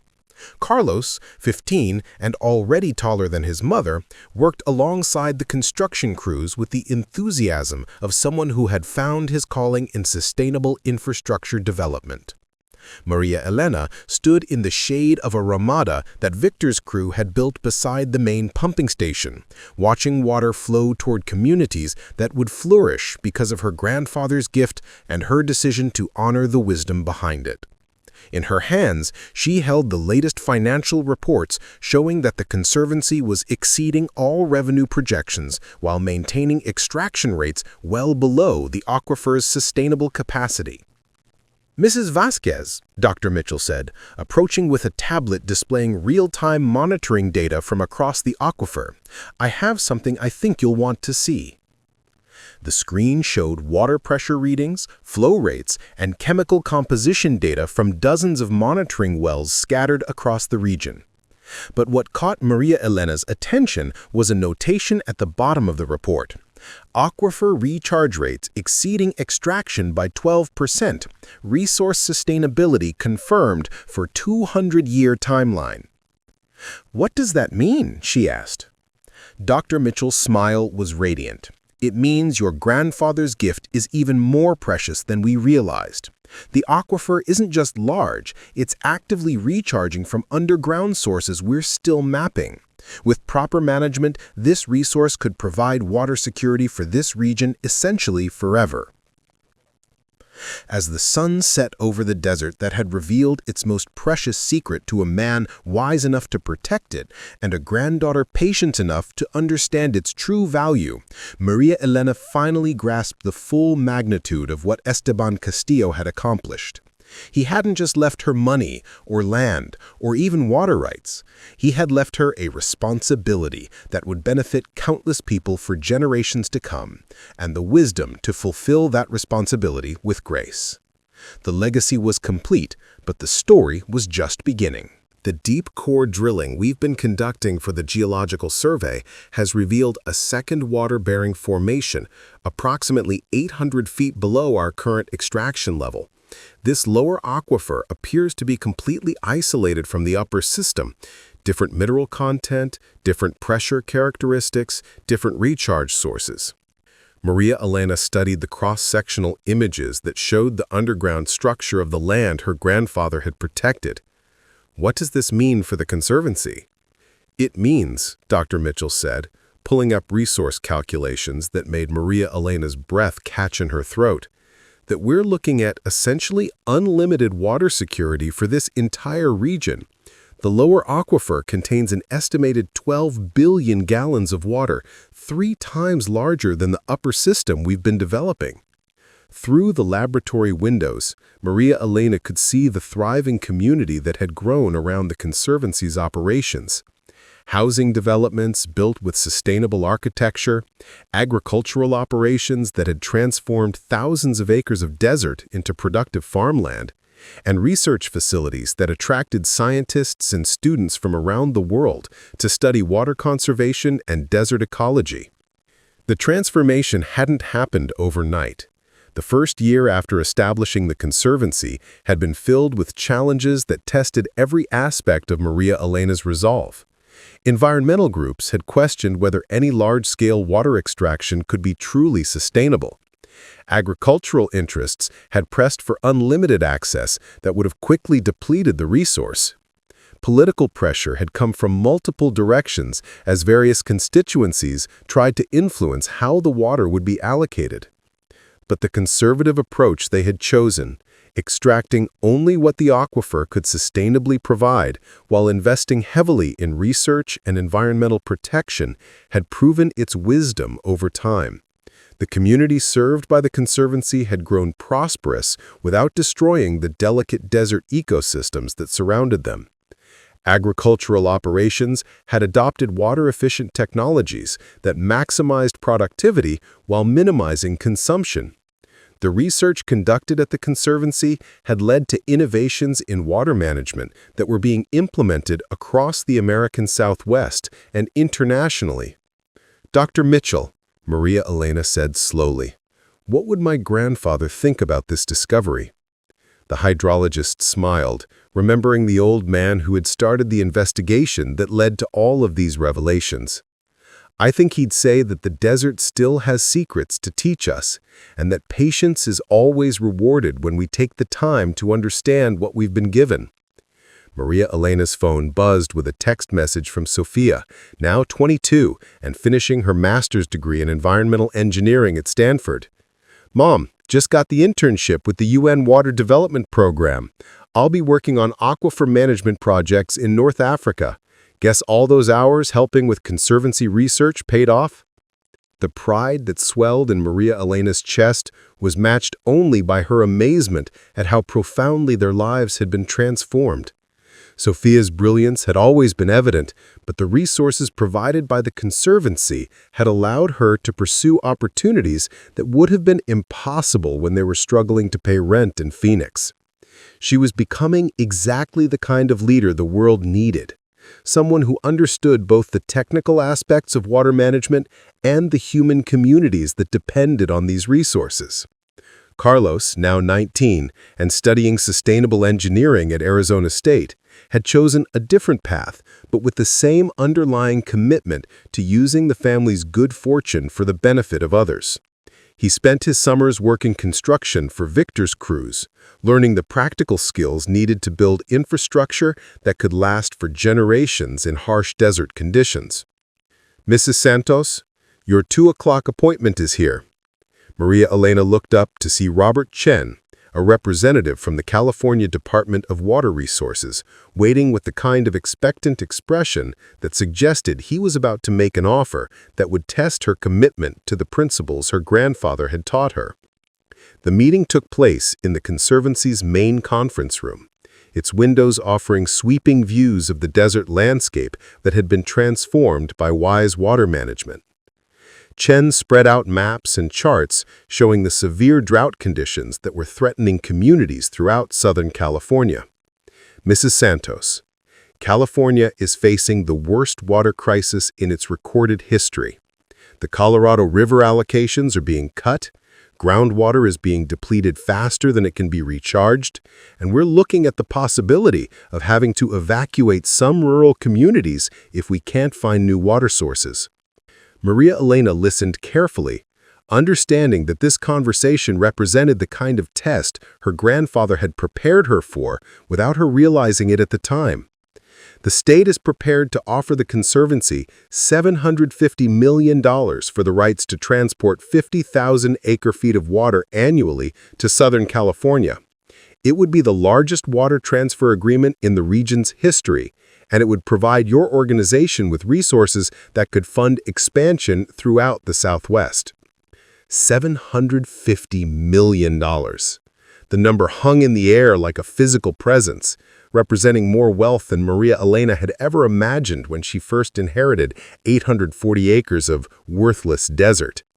But she had learned to think beyond immediate financial gain, to consider the long-term consequences of every decision. "Mr. Chen," she said carefully, "removing that much water from our aquifer system would affect the entire regional ecosystem. Communities that have built their development plans around Conservancy water allocations would have to completely restructure their growth strategies." "We understand there would be environmental impact," Chen acknowledged, "but we're talking about a humanitarian crisis. Without new water sources, California communities that have existed for over a century could become uninhabitable." Maria Elena thought about her grandfather's words about patience and wisdom, about the difference between wealth and true prosperity. What about conservation efforts in California? Desalination projects, water recycling programs? Chen's expression suggested he had heard these questions before. All of those programs are being pursued, but they take time to implement and aren't sufficient to address the immediate crisis. We need large-scale water importation to bridge the gap while those long-term solutions come online. The conversation continued for 2 hours, covering technical details about transportation infrastructure, environmental monitoring, and revenue distribution. But underlying all the specifics was a fundamental question about the Conservancy's mission and values. That evening, Maria Elena sat on the porch of the house her grandfather had built, watching the sunset paint the desert in shades of gold and crimson that never lost their power to inspire wonder. Beside her, James reviewed legal documents with the methodical precision that had made him one of the region's most respected environmental attorneys. "What do you think grandfather would do?" she asked, voicing the question that had haunted her throughout the day. James looked up from his papers, his dark eyes reflecting the same careful consideration that had attracted her to him in the first place. "I think he'd ask what would happen to the communities that depend on this water if you sold their security to solve California's problems." "But people are suffering. Entire towns might have to be abandoned if they can't find water sources." "And selling them our water would provide temporary relief while encouraging them to avoid making the difficult changes necessary for long-term sustainability. You'd be enabling the same kind of short-term thinking that created their crisis in the first place." Maria Elena's phone rang with a call from Dr. Mitchell, whose excitement was audible even through the speaker. Maria Elena, I've been running projections on the lower aquifer discovery. If we develop it carefully, very carefully, we could increase our sustainable extraction rate by 30% without compromising either aquifer system. 30%, Maria Elena repeated, understanding immediately what that meant. Enough to help California through their crisis while still meeting all our regional commitments. Exactly, but it would require a completely different infrastructure system, probably 5 years to develop, and a much more complex management protocol. We'd essentially be operating 2 separate water systems with different characteristics and requirements. The solution that emerged over the following weeks was characteristically complex and thoughtful. Instead of simply selling water rights to California, the Conservancy would establish a partnership program that provided emergency water supplies while requiring California communities to implement aggressive conservation measures and invest in sustainable water development. Think of it as water security with accountability, Maria Elena explained to the Conservancy board during the meeting where they voted to approve the California partnership. We provide the immediate relief they need, but only to communities that demonstrate measurable progress towards water independence. The partnership model attracted attention from water-stressed regions throughout the Southwest and internationally. Delegations from Australia, Israel, and South Africa visited the Conservancy to study their approach to sustainable aquifer management. Universities established research partnerships to develop new technologies for water conservation and desert agriculture. But the most meaningful measure of success came from the transformation of the communities that had been directly served by the Conservancy over the past 5 years. Esperanza had grown from a struggling desert town to a thriving regional center with a sustainable economy based on agriculture, research, and ecotourism. Property values had increased dramatically, but carefully implemented housing policies ensured that longtime residents weren't displaced by gentrification. The graduation ceremony at Esperanza High School that spring was held in the new auditorium that the Conservancy had helped fund, its walls decorated with murals depicting the desert's natural beauty and the human communities that had learned to thrive within its constraints. Maria Elena sat in the audience, watching her nephew, Miguel, Victor's youngest son, receive the Valedictorian Award and a full scholarship to study hydrogeology at the Colorado School of Mines. Victor himself had been transformed by his work with the Conservancy, his natural leadership abilities finally channeled towards something constructive rather than destructive.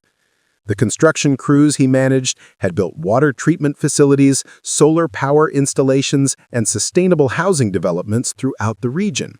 His marriage to Carmen had survived the financial crisis and emerged stronger, built on shared work rather than shared grievances. Aunt Maria Elena, Miguel said during the reception following graduation, I wanted to thank you for giving Dad a second chance. He's a different person now, happier, more focused. He talks about great-grandpa all the time, about how proud he would be of what the Conservancy has accomplished. Rosa had found her own path to redemption through her work developing affordable housing near Conservancy facilities, using her real estate expertise to ensure that the region's prosperity was shared rather than concentrated among wealthy newcomers. Roberto had become the Conservancy's chief legal counsel, his understanding of water rights law proving invaluable as the organization expanded its partnerships.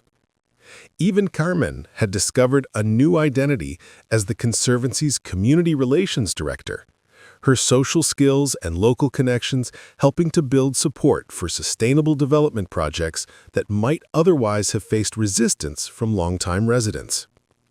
The family gathering that took place every year on the anniversary of Esteban's death had evolved from a bitter confrontation into a celebration of shared purpose. This year, they met at the Conservancy headquarters rather than in someone's living room. The expanded family now included spouses, children, and grandchildren who had grown up understanding that their prosperity was tied to their responsibility as stewards of a precious resource.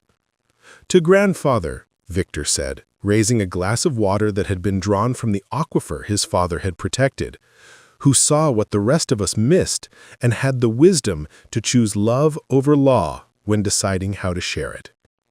Maria Elena felt tears building in her eyes as she looked around the room at faces that had once been twisted with greed and resentment, but now reflected the kind of contentment that comes from meaningful work and shared prosperity.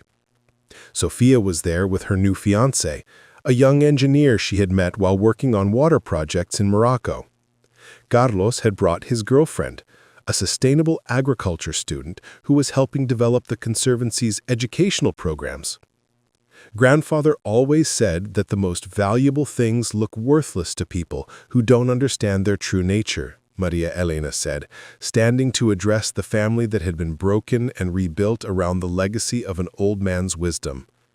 I think he knew that the water was just the beginning, that the real inheritance was learning how to use great gifts wisely. James squeezed her hand as she sat back down. His touch reminded her of how much her life had been enriched by allowing love and partnership to complement the responsibility she carried. Their marriage had produced not just personal happiness, but also the kind of stable foundation necessary for making decisions that would affect generations. Dr. Mitchell approached with her ever-present tablet, this time displaying satellite images that showed the regional transformation wrought by 5 years of careful water management. Maria Elena, I thought you'd want to see this. NASA has been monitoring vegetation patterns across the Southwest, and our region shows the most dramatic increase in sustainable agriculture and reforestation of any comparable area. The images were striking. Satellite photos showing the gradual but unmistakable greening of areas that had been brown and barren just years earlier, not the artificial green of suburban lawns and golf courses, but the natural green of native plants and carefully planned agriculture that worked with the desert rather than against it. We're not just managing water. We're demonstrating that human communities can enhance rather than degrade desert ecosystems when they understand how to work within natural constraints. As the evening wound down and family members began the journeys back to their own homes and lives, Maria Elena found herself alone on the porch of her grandfather's house, now renovated and expanded, but still recognizably the place where an old man had sat watching sunsets and planning for a future he wouldn't live to see. The desert's silence was broken by the sound of water moving through irrigation channels toward agricultural fields that fed communities throughout the region. It was a sound that would have been impossible 5 years earlier, but which now seemed as natural as the whisper of wind through mesquite trees. Her phone buzzed with a message from a documentary filmmaker who wanted to create a film about the Conservancy's model for sustainable water management. Similar requests came weekly now. Journalists, researchers, policymakers, and community leaders who wanted to understand how the principles they had developed could be applied in other water-stressed regions. But tonight, Maria Elena was content to sit in the darkness and remember the grandfather who saw potential where others saw only worthless desert, who chose love over law and wisdom over wealth when deciding how to share his final gift. The stars above the desert were brilliant and uncountable, unmarred by the light pollution that obscured them in the cities where she had once struggled to survive. Each point of light seemed to represent one of the countless ways that Esteban Castillo's legacy continued to ripple outward, affecting lives and communities in ways that he could never have imagined but would certainly have approved. Tomorrow would bring new challenges and opportunities. A delegation from Morocco was coming to study desert agriculture techniques. The partnership with California was entering its next phase, with new communities joining the Conservation Accountability Program. Sophia would be presenting research at an international water management conference, and Carlos would be starting his senior project on solar-powered desalination systems. But tonight, Maria Elena simply sat in the peace of a desert that had revealed its greatest secret to a man wise enough to protect it, and a granddaughter patient enough to understand that the most valuable inheritance isn't money or land or even water rights. It's the wisdom to use great gifts in service of something larger than yourself. The water that flowed beneath her feet had been there for thousands of years and would be there for thousands more. In the gentle sound of water moving through the darkness, Maria Elena heard her grandfather's voice reminding her that the most precious things are the ones we share. The legacy was complete. What an incredible journey, from a struggling single mother to stewarding one of America's most valuable water resources. If this story inspired you, please like this video, share it with your family, and subscribe for more amazing stories of inheritance, family drama, and life-changing discoveries. Your support means everything to us. She clicked to the next slide, showing before and after images of a Moroccan village that had transformed its relationship with water through careful conservation and community management. In Ait Pugemes, we worked with local leaders to implement micro-scale water harvesting and storage systems. The infrastructure cost less than $50,000, but it provided water security for 800 people and allowed the community to develop sustainable agriculture that tripled their annual income. The presentation continued for 40 minutes, covering case studies from around the world where the fundamental principle of patient stewardship had proven more effective than quick exploitation. But for Maria Elena, the most meaningful moment came when Sofia spoke about the personal dimension of her work. "My mother inherited more than water rights from my great-grandfather," Sofia said, her voice softening with emotion. She inherited the responsibility to prove that individual prosperity and community welfare don't have to be opposing goals. That responsibility has shaped our family's choices for 15 years, and it continues to guide our work as we face the global water challenges of the 21st century. After the presentation, the reception in the UN Delegates Lounge buzzed with conversations in dozens of languages as representatives from water-stressed regions sought to understand how the Castillo model might be adapted to their specific circumstances. Maria Elena found herself surrounded by ministers and development officials who treated her with the kind of deference usually reserved for heads of state. "Mrs. Santos," said Dr. Amada Okafor, Nigeria's Minister of Water Resources, "we would be honored to host you and your team for consultations on our northern region drought management. The success you've achieved in desert water management could transform millions of lives." Similar invitations came from representatives of Brazil, India, Israel, and South Africa, a testament to how thoroughly the Conservancy's model had captured international attention.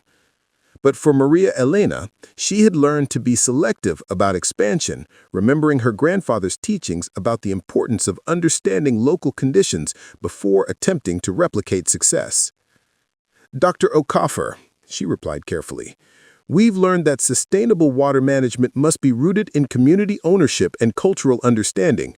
We'd be happy to share our research and provide technical consultation, but any project in Nigeria would need to be led by Nigerian experts who understand your specific social and environmental conditions." This approach, emphasizing partnership over paternalism, had become a hallmark of the Conservancy's international work. Rather than imposing American solutions on foreign communities, they provided resources and expertise while ensuring that local leaders maintained control over their water resources. The flight back to New Mexico gave Maria Elena time to reflect on how far their family's journey had taken them from the small adobe house where her grandfather had once sat watching desert sunsets. James dozed beside her, exhausted from a week of meetings with international development organizations that wanted to fund expansion of the Conservancy model. At 55, Maria Elena had found a balance between public responsibility and private contentment that had seemed impossible during the early years of legal battles and family conflict. Her marriage to James had produced not just personal happiness, but also 2 additional children.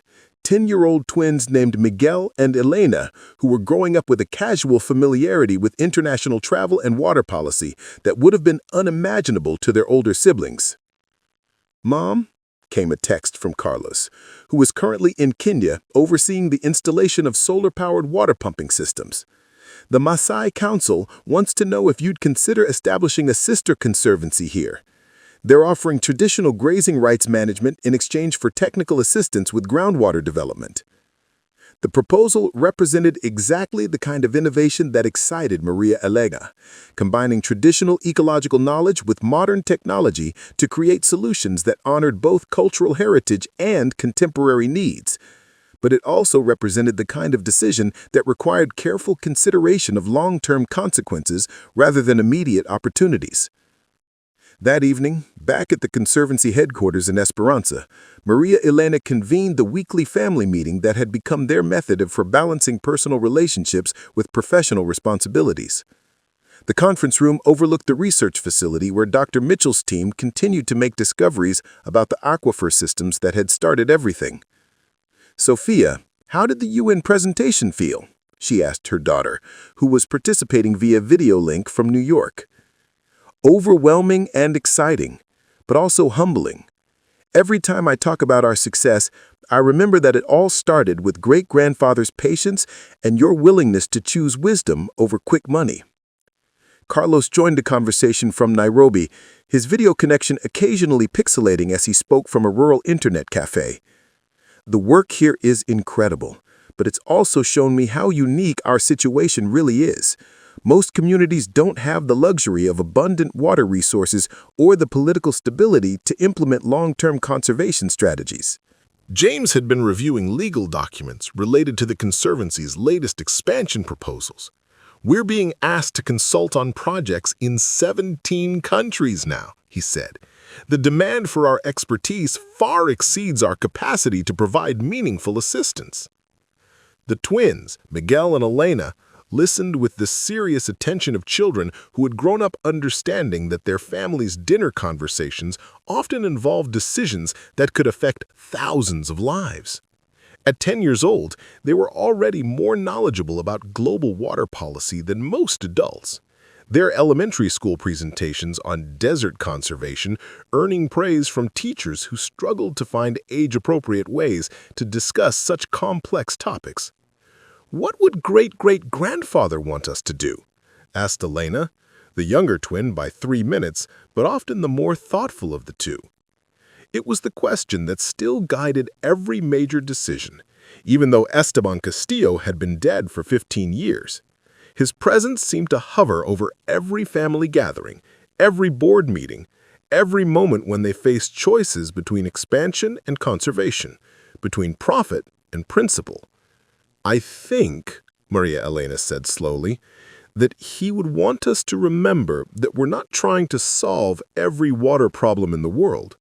We're trying to demonstrate that there's a better way to think about the relationship between human communities and natural resources." The conversation continued late into the evening, covering technical details about proposed projects and philosophical questions about the Conservancy's role in global water policy. But ultimately, the decisions came down to the same principles that had guided Maria Elena's choice to establish the Conservancy rather than sell water rights to the highest bidder: sustainability over speed, community benefit over individual profit, and long-term wisdom over short-term gain. But with that potential came pressures that dwarfed anything they had faced during the early years of family litigation. Federal agencies wanted oversight of such a significant natural resource. State governments demanded input into extraction policies that could affect their water supplies. International corporations offered partnership deals that involved sums of money so large they seemed abstract. "We could be looking at annual revenues exceeding $50 billion, said Dr. Mitchell, her voice reflecting the awe of someone who had spent decades studying water systems but never imagined discovering something of this magnitude. This single resource could supply water for the entire American Southwest for centuries. The silence that followed was broken by the sound of Maria Elena's phone buzzing with reporters who had somehow learned about the geological survey before the official announcement. Within hours, the story would be international news, bringing attention and pressure that would make their previous experiences seem quaint by comparison. "What do we do?" asked Sophia, who had flown back from New York specifically for this emergency meeting. Maria Elena looked around the table at faces that reflected the same mixture of excitement and apprehension that she was feeling. In 15 years, they had built something remarkable, a model for sustainable resource management that balanced environmental protection with community prosperity. But the scale of what they had just discovered threatened to overwhelm the careful systems they had developed. "We do what grandfather would have done," she said finally. "We take time to understand what we've been given before we decide what to do with it." The decision to commission a comprehensive 2-year study of the expanded aquifer system, rather than rushing to capitalize on the discovery, surprised nobody who understood the Conservancy's approach to resource management.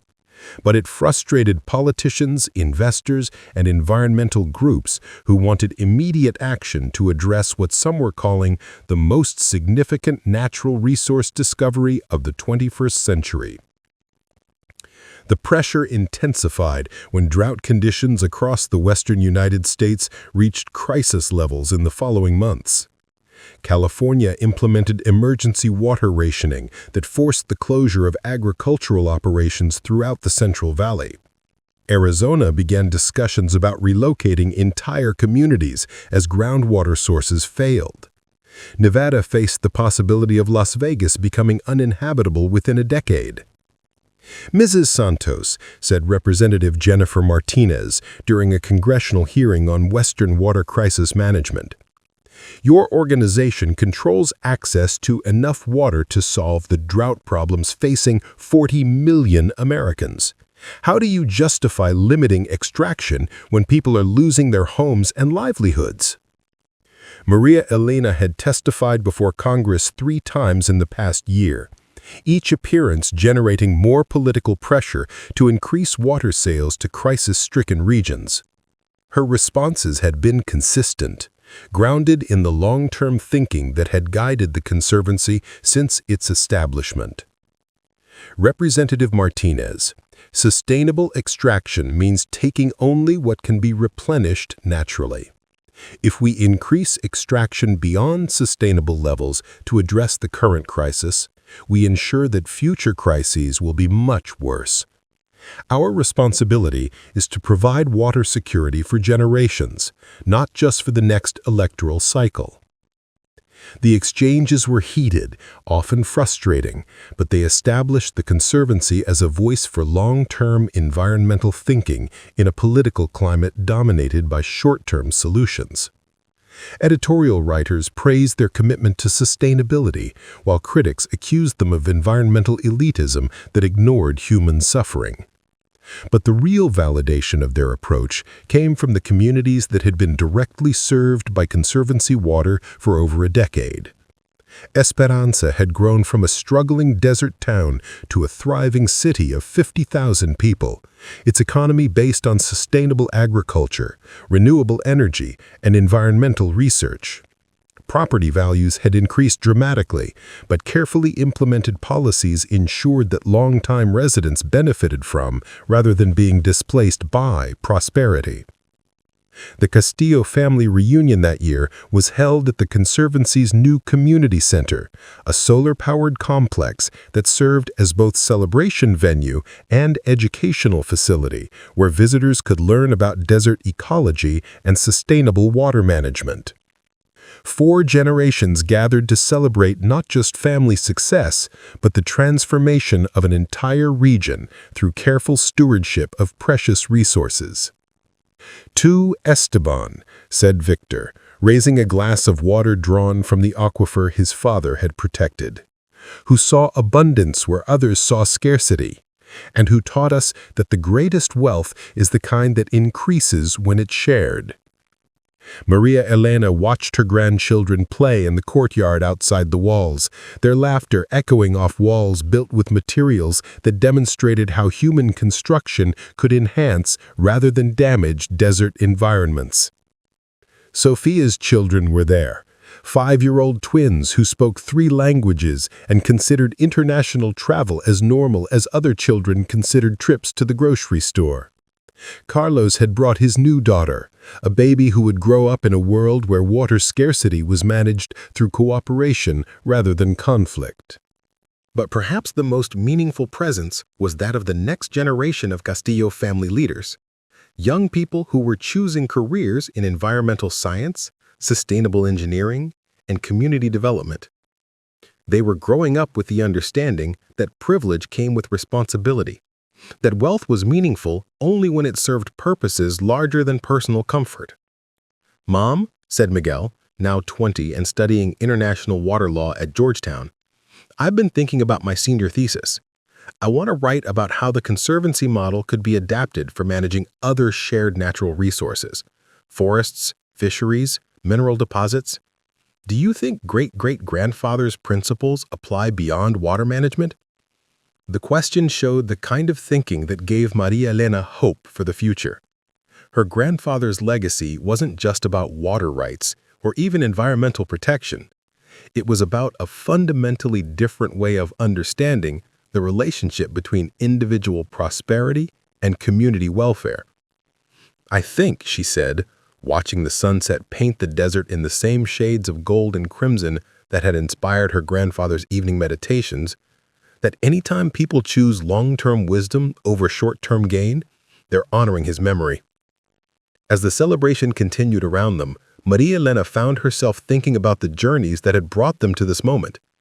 From the bitter family conflicts that had followed her grandfather's death to the international recognition that now surrounded their work, every step had been guided by principles that seemed simple but proved revolutionary in practice.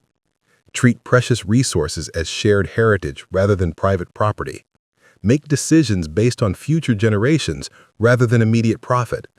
And remember that true abundance comes from what we preserve rather than what we consume. The water that flowed beneath their feet had been there for millennia and would be there for millennia more, a legacy that transcended any human lifespan or institutional structure.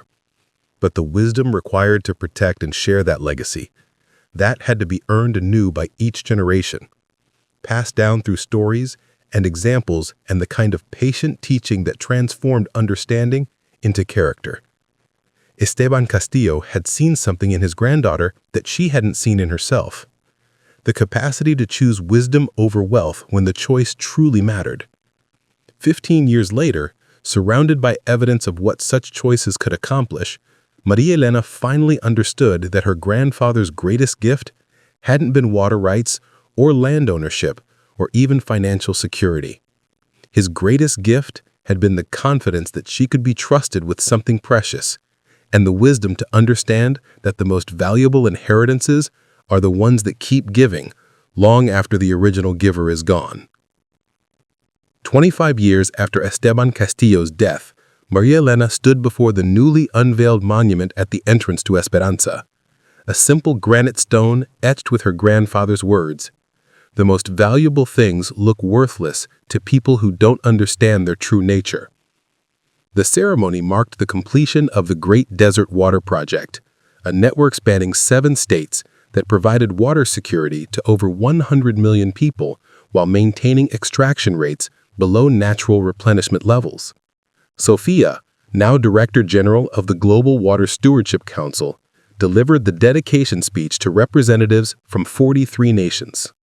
"My great-grandfather left us more than water," Sophia said, her voice carrying across the gathered crowd. "He left us proof that patience and wisdom can accomplish what force and greed never could." The Castillo model had become the foundation for managing shared natural resources worldwide. Desert communities from Australia to Morocco had transformed barren landscapes into thriving centers of sustainable development. The Conservancy's research had produced breakthrough technologies for water purification, desert agriculture, and renewable energy that were being implemented across 6 continents. But the truest measure of success wasn't found in financial reports or international recognition. It was in the faces of children playing in Esperanza's parks, in the green fields that stretched toward distant mountains, in the certainty that future generations would inherit abundance rather than scarcity. Carlos, now leading the Conservancy's next generation as its CEO, had announced plans for the 100-year project, a comprehensive framework for managing the mega aquifer system that would ensure water security well into the 22nd century. His own children were already showing interest in continuing the family legacy of environmental stewardship. As the ceremony concluded and dignitaries returned to their air-conditioned vehicles, Maria Elena walked alone to her grandfather's grave in the small cemetery behind the adobe church where he had worshipped for 93 years. The headstone was weathered but clear. Esteban Miguel Castillo. He found water in the desert and wisdom in the stars. The desert evening was cooling, painted in familiar shades of gold and crimson. In the distance, solar panels caught the last rays of sunlight, while wind turbines turned slowly in the evening breeze. Agricultural fields stretched green and prosperous toward horizons that once seemed empty and hostile. This was abundance, not the quick wealth that destroyed itself through consumption, but the patient prosperity that grew stronger by being shared.